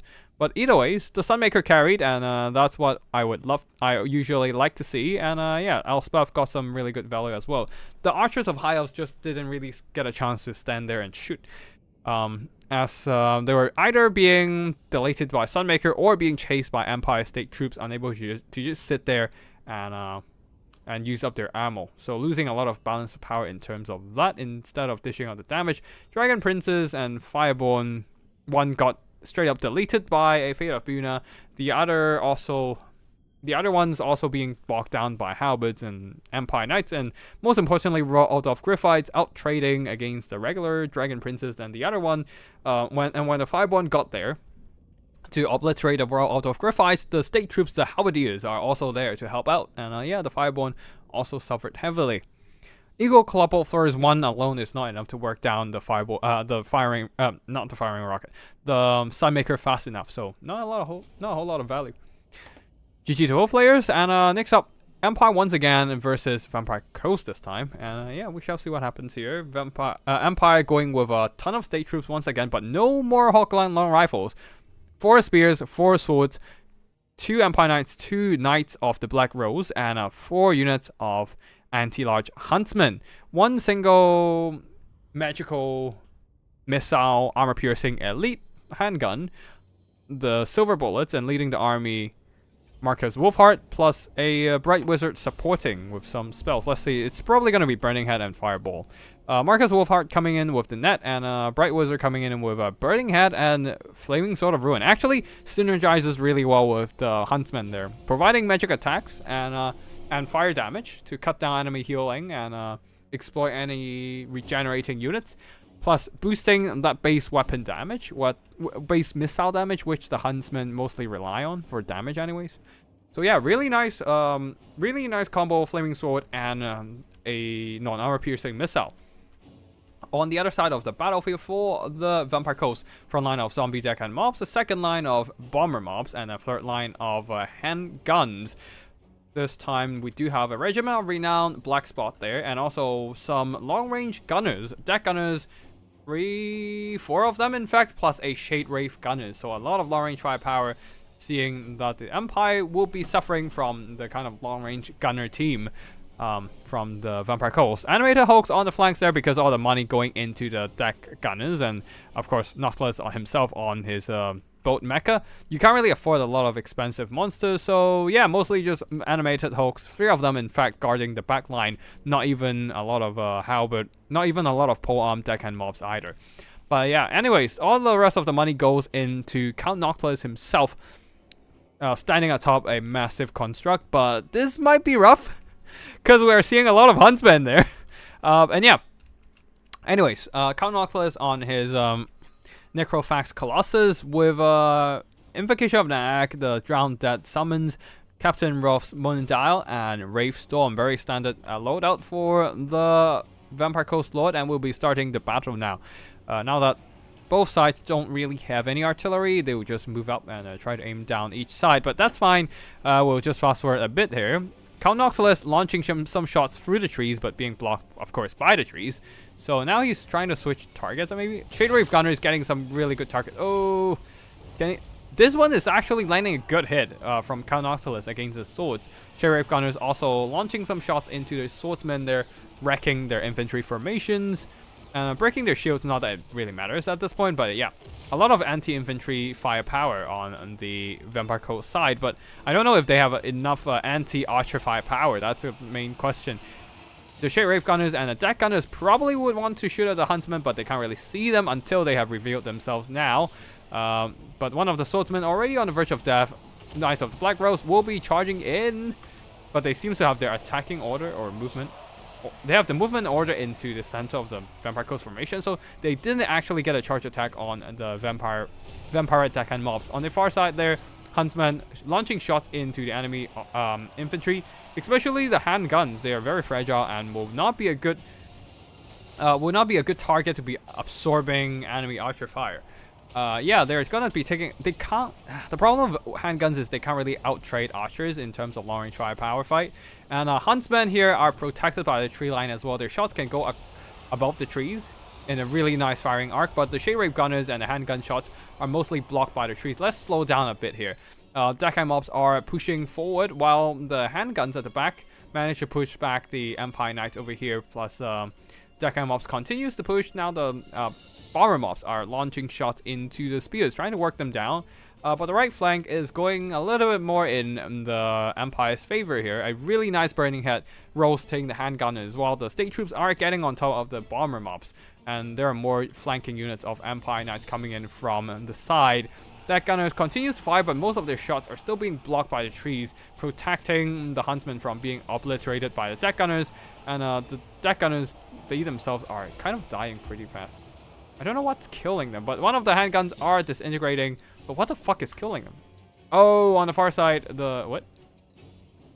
Oh, Huntsmen just still keep shooting at the Deck Runners at this point.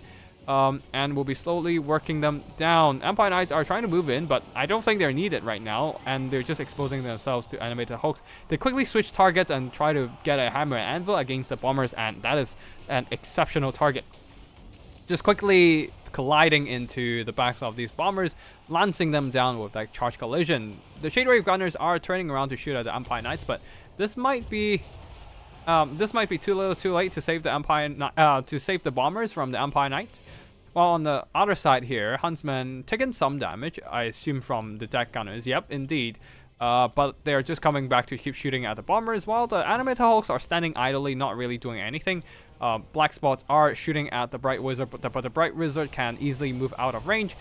Count Nautilus moving around. He must have taken a lot of shots. Oh yeah, taken a lot of shots from the Silver Bullets, and Marcus Wolfheart himself. His HP was getting quite low. Now he's trying to intercept these Empire Knights.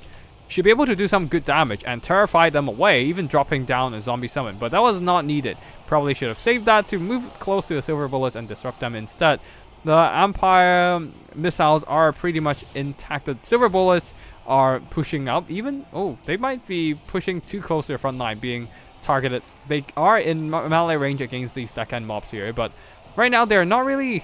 Yeah, oh no, bomber mobs deleting those Silver Bullets from the side. Ugh, that is quite nasty. But the Shade Wave Gunners and Deck Gunners are all disrupted by one unit of the Knights of the Black Rose, holding in the melee fight here, they're immune to psychology. So the terror from the Shade Wave Gunners aren't persuading them to back off. If anything, the damage against from the nearby units is what that pushes them back. Especially with Count Nautilus firing into the fray. But overall, the Empire seems to have like seems to still be pushing. A lot of their units have been routed away, but they're coming back for second rounds.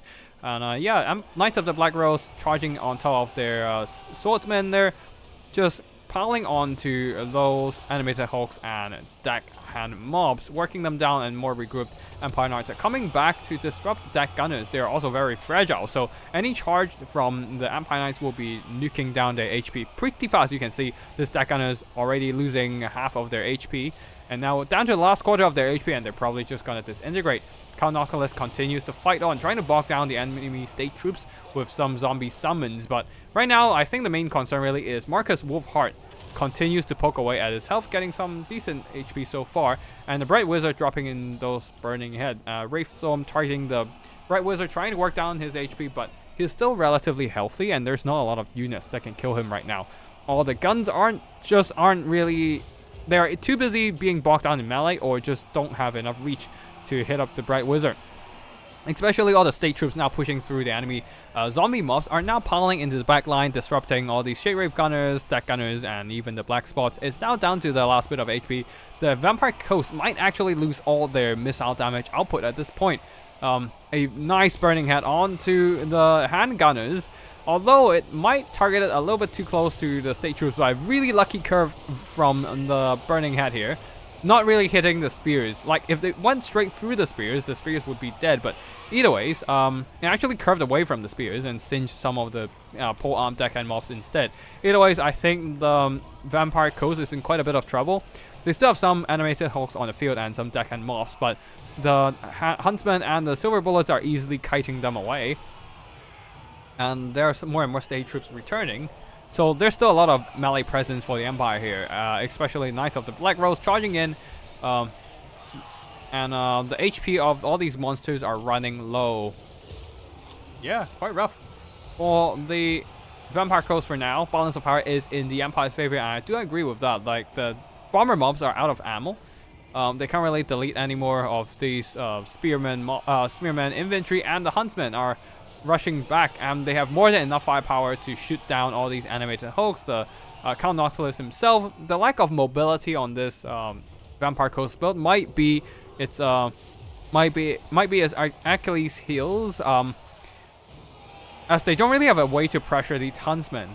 Like, all they can do is try to shoot them from afar, but once the Huntsmen, the Huntsmen are invisible, they stalk, so most of the time you can't really see them until they get close.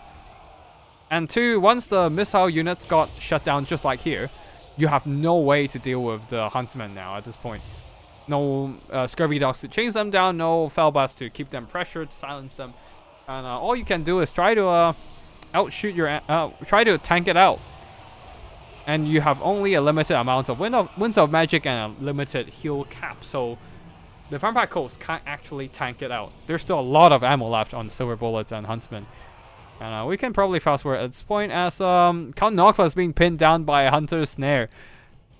Just sitting duck in front of all these anti-large and armor-piercing missiles. And that shall be GG as the Huntsman and Silver Bullets executes the Lord of the Vampire Coast. Really nice damage from the Huntsman. Yeah, pretty good damage from the Huntsman and this one Silver Bullet earning back their worth and then more. And the Knights of the Black Rose did a pretty solid job psycho charging around, and with the Empire Knights alongside the Empire Knights just shutting down the enemy missile backline, and alongside the help of some Huntsman firepower, of course, and making sure that the deck gunners can't actually earn their money's worth. While the state troops, they're constantly pushing, and they have more than enough troop counts to just keep driving forward and disrupt the enemy missiles as well. But yeah, I would have loved to see some, like, probably, if it were me, I probably would just cut one of the deck gunners and maybe just cut all the deck gunners, maybe, and bring, like, actual artillery, like cannons, maybe. No, what you need is actually probably Lamprey's Revenge holding your back line, and maybe mortars to work down enemy infantry.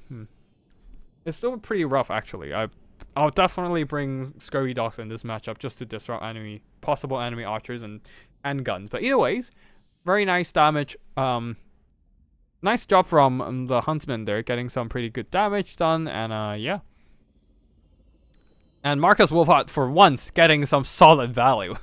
1,800 gold of damage value, and a great burning heads from the Bright Wizard as well. Roasting the enemy infantry, especially the handguns at the beginning. Damn, that was just straight up deleting those handguns. On the other side there for the Vampire Coast, quite unfortunate there. This massive infantry spam didn't quite work out in their favor. The deck gunners mostly shooting at dirt cheap state troops, so not quite able to earn back their value before they got shut down by enemy archers and mobility pushing in. There's just not a lot of mobility protection for the gun lines when you have what 10 whole units of missiles. You only have 10 units of melee troops, and one of them a hero or character. And you don't really have enough assets to protect all the angles of your backline, which means there will be stuff leaking through and disrupting your missile troops in melee. And a lot of them were just not able to fire enough and earn back their own worth. Some of them were able to just bomb up some state troops, but that's about it. The deck gunners, too many of them, I feel like. I like deck gunners. I think they're good against enemy infantry, but I think there are too many of these deck gunners on the field right now. In this battle, at least. Yeah. That is going to be the Empire versus Vampire Coast battle. Now going for Norscan versus Dark Elves. And the Dark Elves going with an interesting Beast Master choice, which I don't usually see that, but hey. Let's see, there is the Tormentor Sword to lock down enemy targets, so they have a net. Which should synergize okay with the Black Corsair skirmishing attempt here, as the Dark Elves here are going with Beastmaster Lord. Beast Lord, oh wow, going for a kind of a beast themed army, kind of. Yeah, Sorceress of Beast here with Flock of Doom and Curse of Armor Air. A couple units of Dread Spears for a little bit of melee presence, and then a line of Black Corsairs with handbows. Further back, 4 units of Koan Knights providing some solid anti-large armor piercing, possibly to counteract enemy skin wolves, and leading the army High Beastmaster on a Manticore plus a single Feral Manticore. The High Beastmaster is indeed with a Tormentor Sword and a Stand Your Ground plus Beast Slaver. On the other side of the battlefield, Marauders on the front line, second line of Marauder Javelins.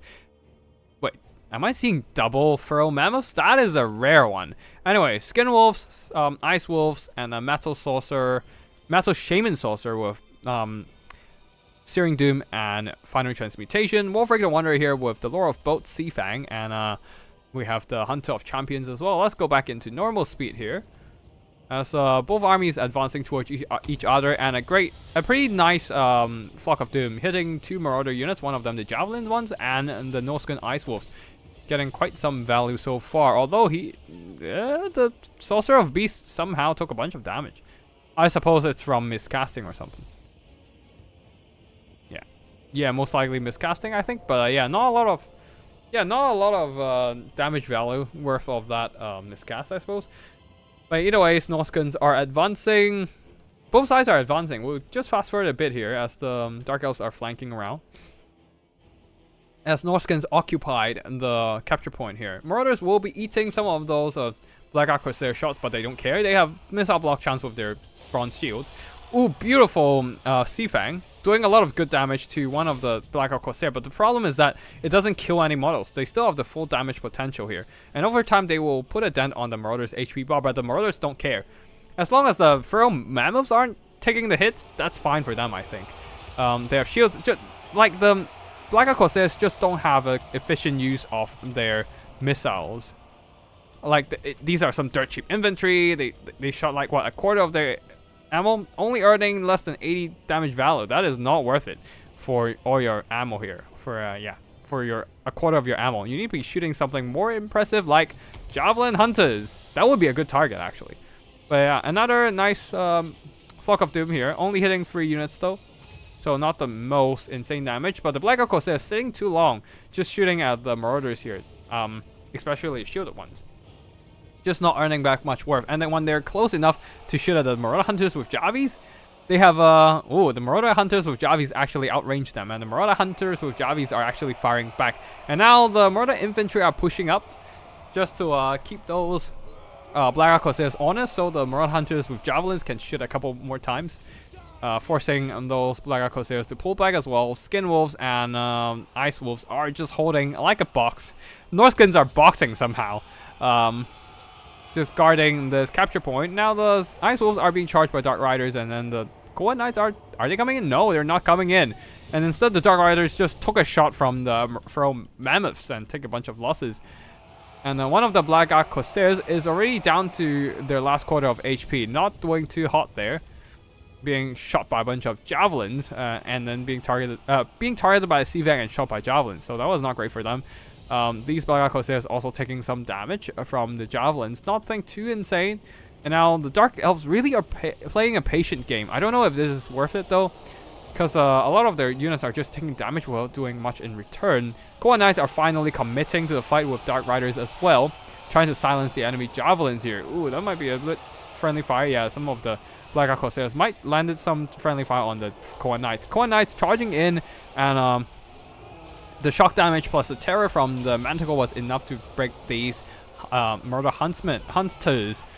Dark Riders and Cohen Knights are now duking it out against Norskin Ice Wolves, but there's just a lot of Ice Wolves for them to kill. So the Cohen Knights are stuck here for a while this Furrow Manticore and the Cohen Knights here being charged by Skin Wolves and the Furrow Mammoths and Marauders in the fight. This is not great for these Cohen Knights, and the Cohen Cavalry are actually losing it a bit here. Balance of power is still quite even, although the tickets are coming in for the Norskins for sure. Another nice boat, nice Sea Fang onto the Dread Spears and Black Corsairs, doing some nice damage, making them weaker to being killed as their HP runs low. Javelins now firing into those Cohen Knights there, putting a dent in their HP bar. Let's see what kind of damage have they dealt so far. 350 gold, not bad, not the best, but also not bad either. Considering they still have so much more ammo to shoot. And the Murder Infantry are holding strong. A Searing Doom has been dropped over here. You can see the Scorched Earth and the Molten Metal now being now solidified. And with that, the Marauders were able to push back the Dread Spears. Most of the action is here now, as the Dark Elf Mobility are trying to just do some hit and runs, running down those Marauder Javis and isolate the Skin Wolves over here, trying to just pick them off with the help of from Manticore, Dark Riders, and 2 units of Tattered Cohen Knights. Marauders are rushing in to help out, and more Skin Wolves are rushing in as well. Ice Wolves, Javelins are coming, and Mammoths as well.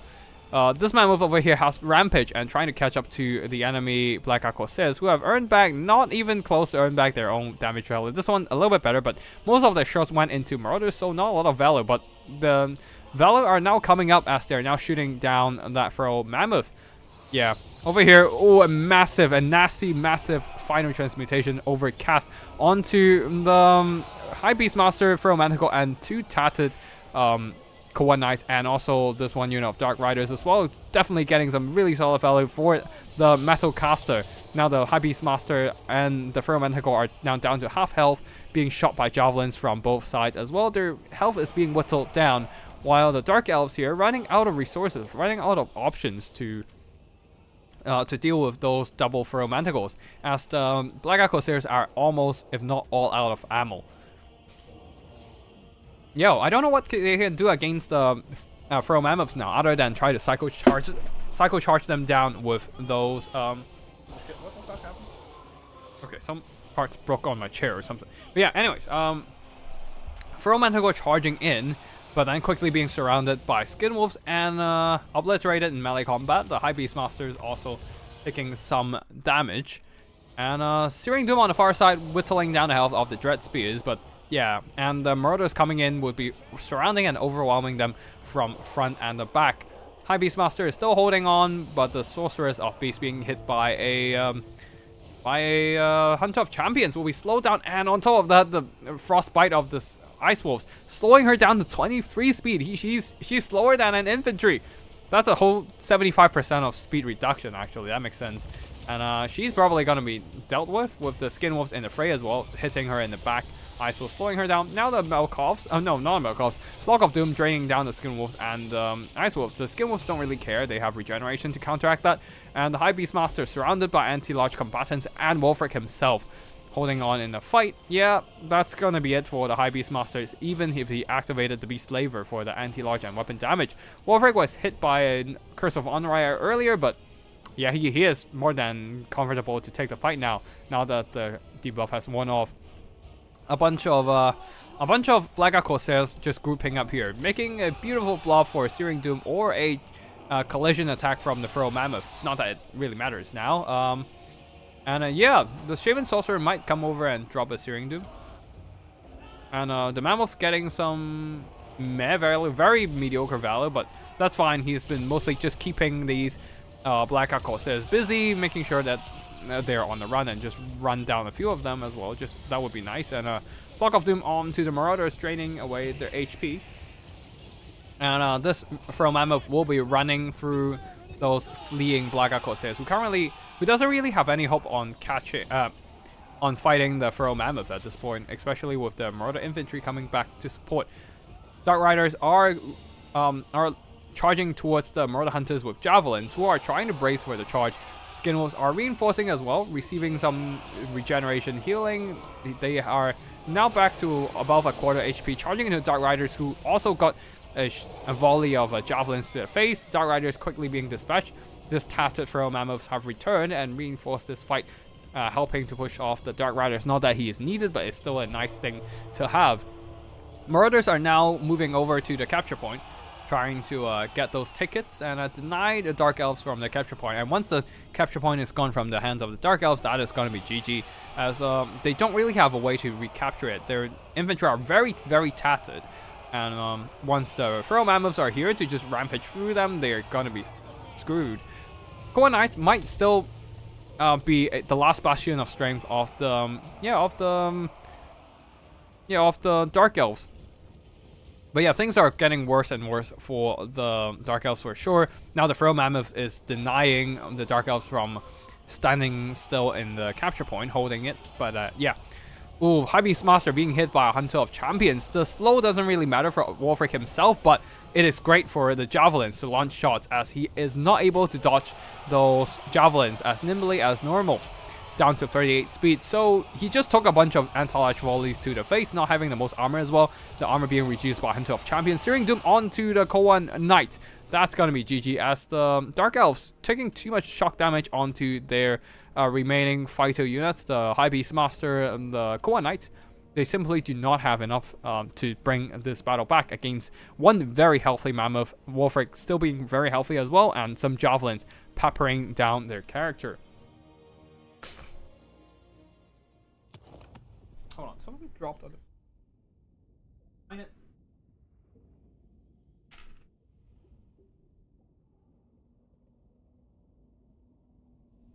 Okay, that works. All right.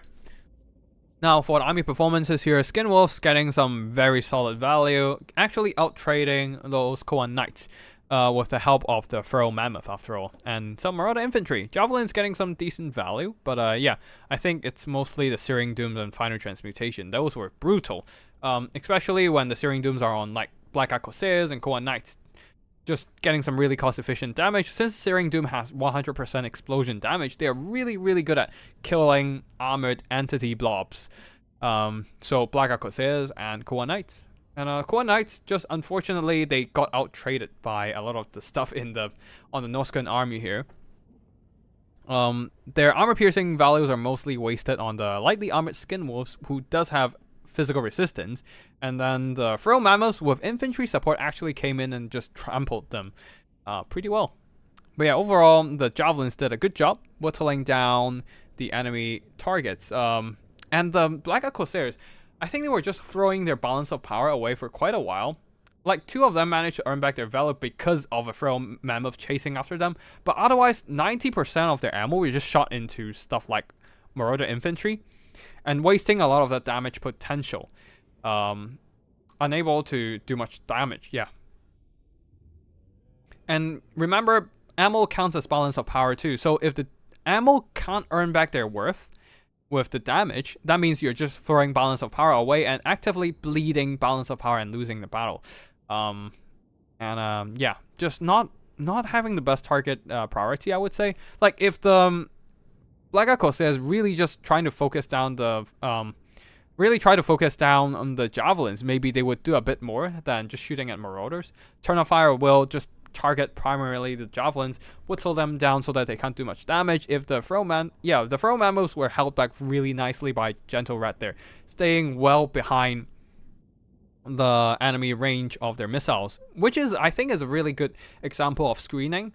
Like, the Marauder infantry are standing ahead of them, and while the mammoths are staying all the way to the back, so the Black Corsairs have no way of reaching those mammoths just from where they're standing, unless they're just trying to risk getting hit in melee, getting dragged into melee by the enemy marauders. So really nice use of the marauders here to screen the Black Corsairs, and Wolfric just getting some solid damage value. I actually didn't really pay attention of what he was fighting, but damn, he got some solid value over the course of battle.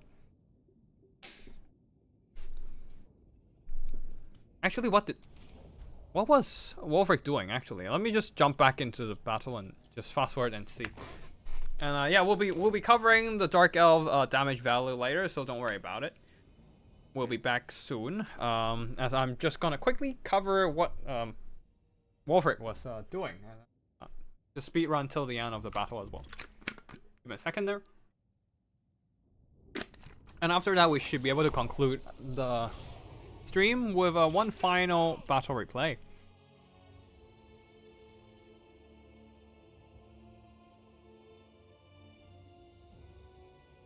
Alright, let's fast forward this.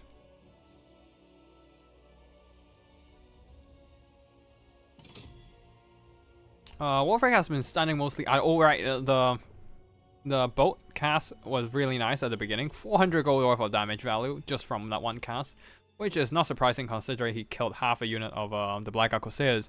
And Wolfric just stayed behind with the mobility, the Skin Wolves, Ice Wolves just hanging back.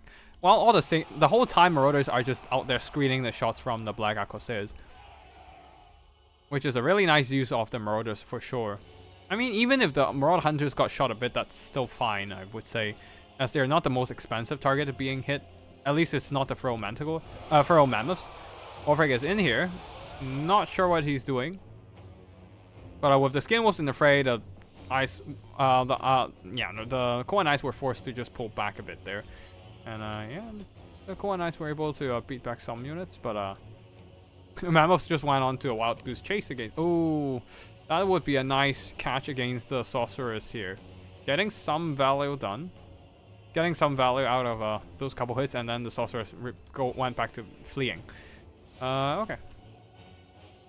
The Core Knights doesn't actually have a lot of speed. Ooh, a brutal final transmutation, hitting 2 units of Core Knights, finishing them off, and yeah, with the Mammoths helping as well. Oh, Wolfric just stayed on top of the Sorcerers for quite a while. And then he went over to fight the High Beast Master. Just hacking through his remaining HP.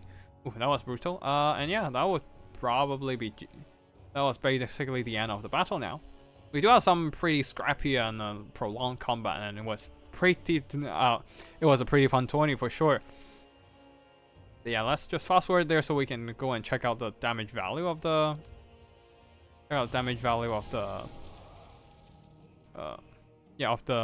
Dark Elves. We covered the Black Corsairs with handballs. The Core Knights just don't really have that melee stats in to trade well into something like, say, a Skin Wolf, and their armor piercing, again, as I said before, mostly wasted. And the rest of the characters not doing too hot there. Flock of Doom casting was great, just draining down the health of all those infantry blobs, but unfortunately not able to carry the game here, as the infantry and the Dark Riders were not earning their worth. Same goes for the Manticores. Alright, one final battle today. High Elves versus Beastmen. We seeing Tacklers with pretty much mostly mobility versus Terran. This feels like a pretty impossible matchup for Dark Elves. Is it? I actually haven't played this matchup. Actually, I haven't played this matchup as Norscan versus Dark Elves before, so or the other way around. I don't think I've really see this matchup usually, so yeah. I might have to play it myself if I luckily get an opponent like that, who either play Norscan and I play Dark Elves, or play Dark Elves and I play Norscan. But yeah, anyways, for the battle here, we are seeing Chained Soldier going for High Elves up front line. Well, not really a front line when everything is mobility. Illyrian Reaver Archers, 4 of them in fact. And then Terranok Chariots, Skirmishing Chariots, interesting. And then some Illyrian Reavers, Dragon Princes, same goes for these ones. And then one final Illyrian Reaver and Dragon Princess combo, this time the Fireborn instead. And leading the army, Tackless on his horse, of course, bringing in Regrowth, Flock of Doom, Sword of Tackless, Scroll of Hoeth for quicker power recharge, and a Bound Fiery Convocation, Potion of Shariah as well, getting that additional damage resistance and self-heal.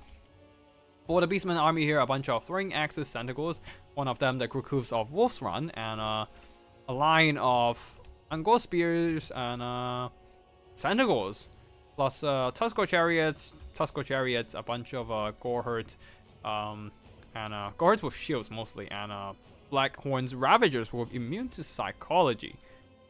Wait, hold on. They have Primal Fury, Rowdy, which gives them perfect vigor. Yeah, Rowdy is the main thing. Yeah, it's not the immune to psychology, I don't think. Yeah. No. So, anyways, spellcasting, we have the Brave Shaman of Shadows with Pendulum and Pendulum only. Really preparing to nuke some Archer and Spear line. But unfortunately for them, the Pendulum will be mostly ineffective against the Cavalry spam. So definitely, I would say a mistake of only bringing Pendulum and no Malkovs. Malkovs is always good, I would say. Because it's always, you can always cast it on any unit that is multi-entity and it will get some decent value. Like, especially, like, you can cast it on Archers, on Spears, on Loathsome Seagull, on Cavalry like Reavers, Dragon Princes, everything is good with Malkovs. Pendulum, no, you're pretty much only set on you're basically narrowed down to casting it on lines of infantry. So definitely I would say bring Malkovs, and if you want to bring Malkovs, if you have to bring either Malkovs or Pendulum and not both, definitely always pick Malkovs, in my opinion at least. Leading the army, Tauros the Brass Bull, with Brass Body and Brass Body only. These are, everything else is just passive, I think. Oh wait, no, Rune Tortured Axe is an optional item, I think. Anyways, on the far side there, the Throwing Axes will be outranged by the Illyrian Reaver Archer spam, as they do have faster shots, I think. And also they have their non-armor piercing shots will still be effective against the Centaurs with Throwing Axes, while the Centaurs Throwing Axes will be wasting their AP value into the lightly armored Reaver Archers, especially when there's like Illyrian Reaver melee ones and Dragon Princes prepare to screen off those Throwing Axes. This is not great for the Throwing Axes, as they are accumulating a lot of damage or a lot of casualties already. Like, you can see the Illyrian Reaver Archers are easily reaching them while they're still not quite in range to throw their axe into the Illyrian Reaver Archers. Pendulum barely scratching these Illyrian Reaver Archers. Although some Illyrian Reavers are dead from the Throwing Axes, Terranok Chariots are also firing in, and they don't do much armor-piercing weapon strength, but their non-armor-piercing weapon strength is pretty good. 3 shots per volley, that's pretty decent, and that's per model as well. So 3 shots per volley per model, so that's 12 shots per volley, and doing some pretty nice damage against the Centaurs with Throwing Axes. And remember, they are a chariot, so they can charge into enemy infantry and start plowing through them. Anyways, the Throwing Axes of the Beastmen are accumulating a lot of casualties, and they are almost dead. I feel like bringing so much Gorehurts and not bringing any Zandagors is a big mistake, or maybe perhaps the player here doesn't have the Shadows of Change DLC, and as a result not having Zandagors, so that might be possible as well. As we're not seeing any we're not seeing any Zangors or Zandagors, so that might be the case actually. I would probably bring Zangors into this matchup. And yeah, anyways, Malkovs continues to just drain down the Centaurs here. Let's go into fast forward as we are in a heavy kiting phase. The Beastmen are trying to just occupy that capture point, while the High Elves here are slowly but surely whittling down the hit points of the Beastmen. so that they can soften up the ranks of the beastmen and allow an easier engagement in the later game. Dragon Princes and Fireborn and Elari Reavers just charging into the enemy throwing axes there, getting dragged down, and the throwing axes are not in skirmish mode, and they have not received a timely order to disengage or retreat, so they're absolutely getting shredded in the fights over here. And the Angkor Spears really need to come in and screen off the Dragon Princes and the Elari Reavers, but they're just moving to the side. This is a big mistake, and they will be losing the Group Hooves of Wolf's Run, perhaps even escorted all the way to the edge of the map. Sentinels here are also being caught by Elari Reavers and Dragon Princes, being completely outclassed in this fight. They will be driven off, while over here Elari Reavers and Dragon Princes are duking it out against Tuskor Chariots, Sentinels, and enemy infantry. So Elari Reavers not enjoying that fight at all, will be retreating. Dragon Princes retreating alongside them and catch some out of position Sentinels who are fighting some other targets instead. A fiery convocation earlier, but missing the Black Horns Ravagers and Angkor Spears, who managed to dodge the cast. But either way, seems like the Beastman is in a pretty rough spot right now, as the battle is mostly dictated by the sheer mobility of the High Elves. They're trying to throw some axes here and whittle down the Fireborn, but they still have 49 models left and plenty of healing space. On the far side, Elari Reaver Archers continues to pepper the Beastmen formations with their bows and arrows, but right now they're just slowly softening their ranks up, and the mobility are moving into position for a massive charge, just setting up a surround and charging into the defensive formations of the Beastmen right now. Now the throwing axes Sentinels once again being dragged into melee, big mistake here, and the Angkor Spears are trying to push in and screen off those mobility, but it's too little too late for these already tattered Sentinels of throwing axes. And the Group Hooves of Wolf's Run receiving an attacking order, throwing a shooting order against the Fireborn, but their line of sight were blocked, so they were moving closer to the enemy target, trying to shoot, but that makes them more prone to a charge from the Fireborn, being quickly dragged into melee. That's probably the end of the Group Hooves of Wolf's Run. Now the Beastmen are just blobbing around on the capture point, trying to defend it and get enough tickets to win, but they still have a 500 tickets worth of they're still 500 tickets away from victory, and I don't think they can hold on like that for roughly almost 9 minutes worth of waiting. This is rough. Another Flock of Doom here, this time hitting so many units of these Beastmen infantry. Very cost efficient use of the spell, as they were trying to blob up and defend the capture point. This makes a perfect target for Teclis and his Flock of Dooms. On the far side there, Elari Reavers and Dragon Princes trying to overload the enemy Goreherd's infantry and Angkor Spears. And the Elari Reaver Archers, now out of ammo, will be psycho charging. I don't think they've earned back their worth. Yeah, no. They are just mostly shooting at a bunch. Well, this one earned back a bit more, but yeah, they're mostly just shooting at the enemy infantry and some Sentinels with throwing axes. But now that they're out of ammo, they're also a high elf unit who have really solid melee stats. 32 attack, 34 melee defense, with martial prowess boosting their melee stats.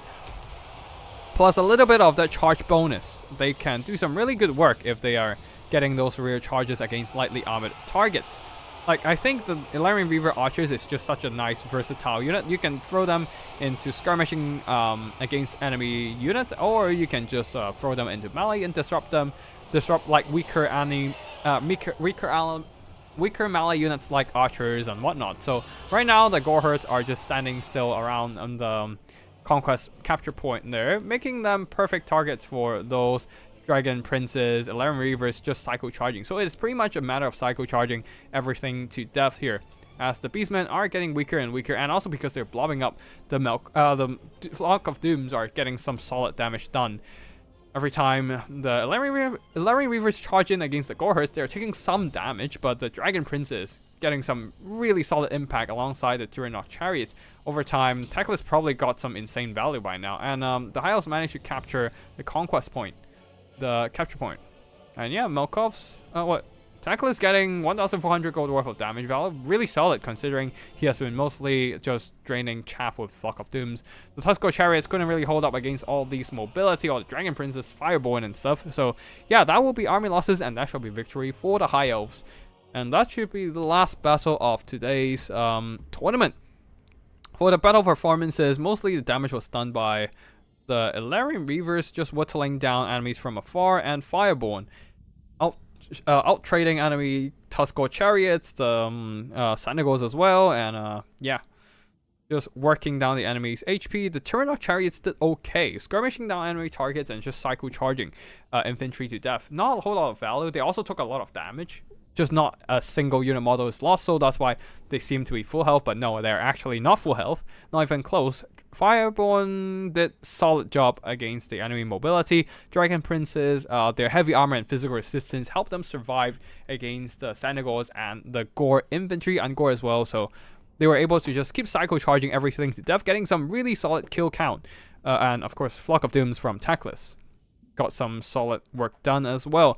Illyrian Reavers, not so much, as they were mostly acting as meat shields for the more valuable targets, and just trading in melee against enemy Gores, and just trading in melee against enemy melee units, which is not great for them.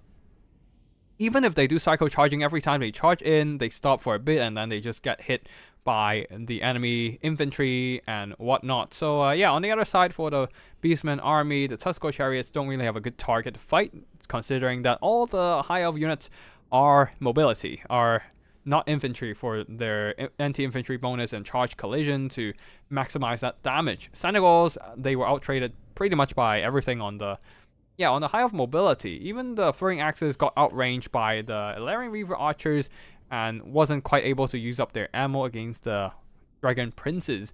And yeah, that's basically it for the battle. Oh yeah, and Taurox doesn't have a good target as well. Even if he tries to fight against the Dragon Princes, he does fire damage. So the Dragon Princes having physical resistance and fire resistance, that is a whole 45% damage reduction against Taurox the Brass Bull. So Taurox, unfortunately, just not getting a lot of work done. Either he's fighting cheap units or he's just not getting good damage.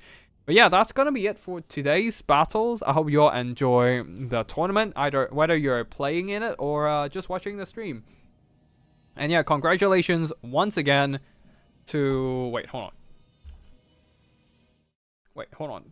to Gentle Rat for the victory as the Norskins here, actually going with a second game of Norskin Marauder Chieftain, and not even needing Throg, and winning the game, securing victory with those, I think he was using, with a lot of Javelins. I've seen a lot of Norskin Javelins in this game, actually. Javelins did some good work, and of course, Wolfric himself carrying the game as well. But yeah, Cold Voider, I really like the choice of Cold Voider, and the Skin Wolves cycle charging the melee Skaven army to death. But yeah, GG to both players, good game to Ash as well. A very nice use of Storm Vermin throughout the whole tournament. I really appreciate those Storm Vermin spams, which were very effective against my army and against pretty much everyone else. It's just that I think the lack of mobility and missiles in this final battle here might have screwed him over. Not having any agency on battlefield control, giving that kind of initiative on the battlefield to the Norskins, allowing the Norskins mobility to do whatever they want, just pick their fights however they want, roam around the battlefield, pick off the isolated or more exposed Skaven element, and securing that balance of power victory in the end.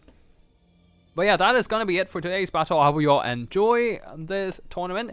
And next week, we will be moving on to some early access content from... Yeah, next week, I think, not the first half of the week. I think it's roughly by the end of the next week, we should be able to move on to some early access content for the Omens of Destruction DLC.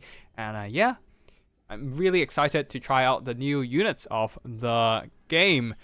But yeah, that's going to be it right now. I'm just going to mentally prepare myself for the new Greenskin, Ogres, and Corn units. But for now, I hope everyone have a nice rest of the day or rest of the night, no matter where you are, and I shall see you all in the next one. Thank you for watching, and Tactical Lich signing out.